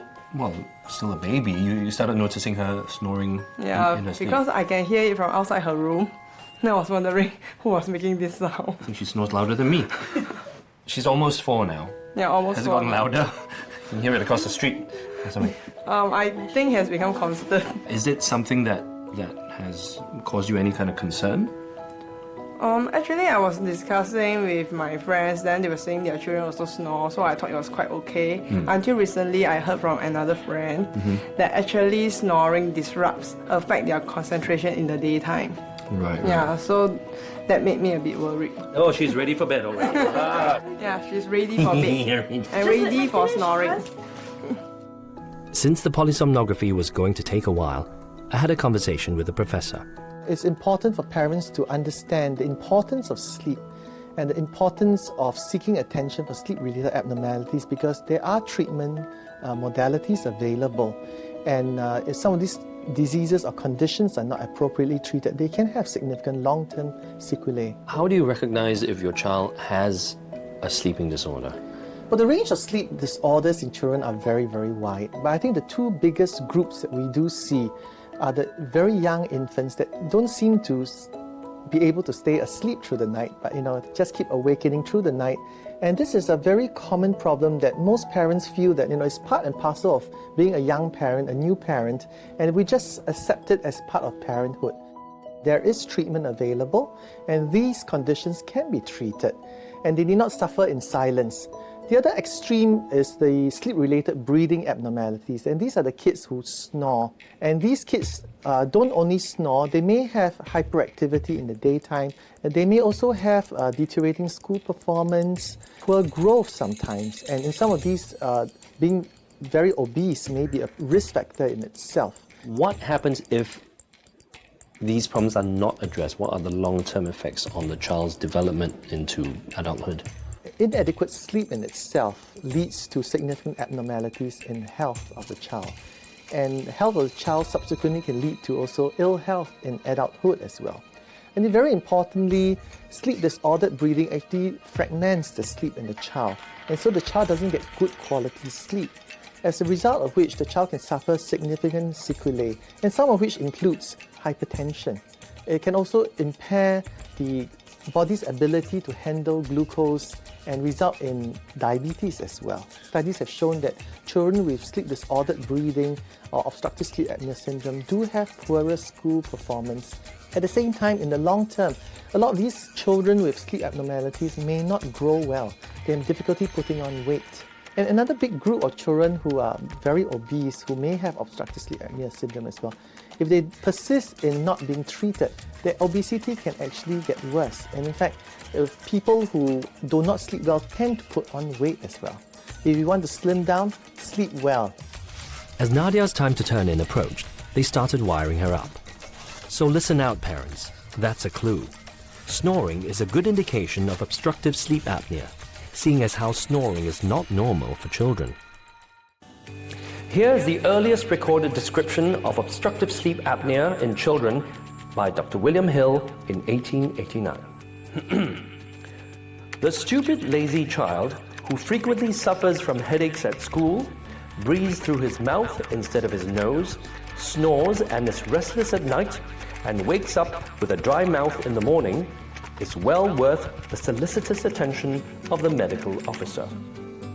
Well, times may have changed, but the disorder hasn't.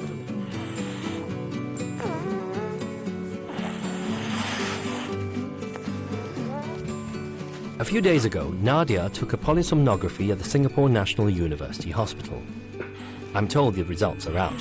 Let's go take a look.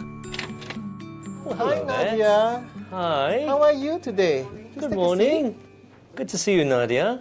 And I'm very pleased that, Nadia slept very well through the night. So I've had the opportunity of going through her report. Nadia did have several episodes of obstruction of her breathing during sleep. Almost all the episodes were partial obstruction, what we term hypopneas, meaning that she's still breathing but is a little bit shallower than normal. And together with this, there's a little bit of decrease in the oxygen level in her body. In Nadia's case, she had about 3 episodes of obstruction per hour. Is it within the normal range? Well, in a child, the normal is anything below 1, actually. Yeah, so 3 is not normal, but it's actually very mildly abnormal.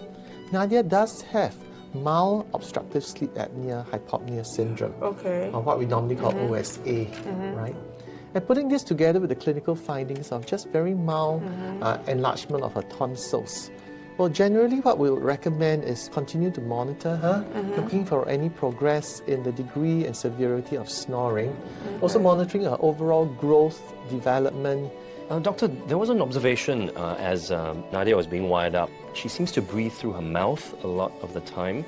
Is mouth breathing and also an indication for this sleep apnea? This is a very good observation, actually. In the majority of children with obstructive sleep apnea syndrome, a major contributory factor is enlarged tonsils. At the same time, the adenoids are also enlarged. And the adenoids are a set of tissues that are like the tonsils at the back of the nose.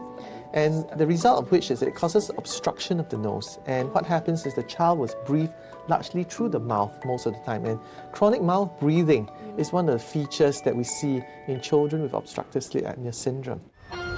If you remember, when I was diagnosed with obstructive sleep apnea, the first line of defense was continuous positive airway pressure. a Darth Vader-like contraption which keeps the airway open during sleep. Second line of defense? Surgery. Things work differently in the world of kids. Surgical treatment is often the treatment of choice for children with significant obstructive sleep apnea syndrome. And that includes the removal of the tonsils and adenoids, which are the primary causes of obstruction of the upper airway during sleep. And very importantly, this procedure is actually a pretty simple procedure.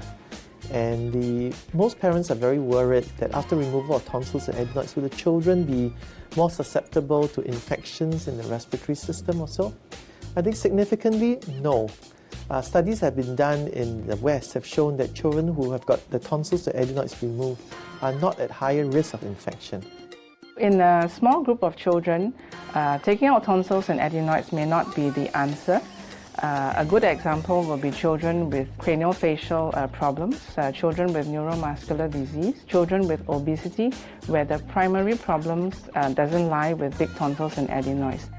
For the last 5 weeks, I've been in and out of sleep labs and I've spoken with many sleep practitioners. Many of today's working adults don't clock the daily required hours of sleep. Doesn't this make it more crucial that we get our children off to a good start? Ensuring a good and regular bedtime routine is very important for every child. And the preparatory process towards going to bed, meaning not too much physical, exciting activities before sleep, so she can settle into sleep. At her age, about 3 to 4 years, we would expect her to get 10 to 12 hours of sleep in a 24-hour period. And some of it could be naps in the afternoon, but the majority, and increasingly so, will be nighttime sleep. Sleep disorders in children, like sleep onset association or obstructive sleep apnea in overweight children, are preventable with education and anticipatory guidance of parents. Fragile little things we're dealing with, sleep and children. 我目前有5个孙，你要叫他乖乖睡觉，这个很难。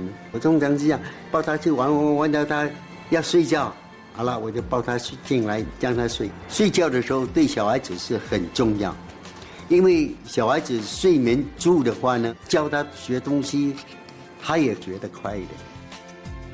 How important would you say napping is for a growing child? So naps are very important for most children under the age of 5 because they would need the naps to make up their total sleep requirement. Say for an infant, you would recommend that this child has a nap, say, in what times of the day? For a newborn, they would be generally sleep and they wake to feed. Okay, by the time they're about 6 months old, most infants would have a consolidated period of night sleep, and they would generally do a late morning nap and an early afternoon nap. And as they mature, usually by the time they're about 18 months old, they would drop the late morning nap and just need the early afternoon nap. And most kids will drop the early afternoon nap by the age of 3 to 5 years old. Past the age of 5, you wouldn't insist that children get an afternoon nap? Well, it depends on whether they get enough total sleep time for the day. So if a child is well rested and gets the total sleep requirement in the night, then generally they would not need a nap. But studies have shown that in a sleep-deprived individual, then a scheduled short nap in the daytime would actually help improve the alertness, learning, memory, and performance. Certainly would help me. So what do? We have all this information. What do we do as guardians to ensure and enforce that our children get their sleep? The required hours of sleep that should be administered for children cannot be overstated. If we were to plan our children's day, starting with the required amount of sleep they need, and work backwards, wouldn't their 24 hours be much more balanced? And this isn't so much alternative thinking as much as smart thinking. In the US, researchers and sleep advocates are already working closely with school districts, communities, and educators to change school start times so that students can get more sleep and not be preoccupied with chasing sleep. Good night, everyone.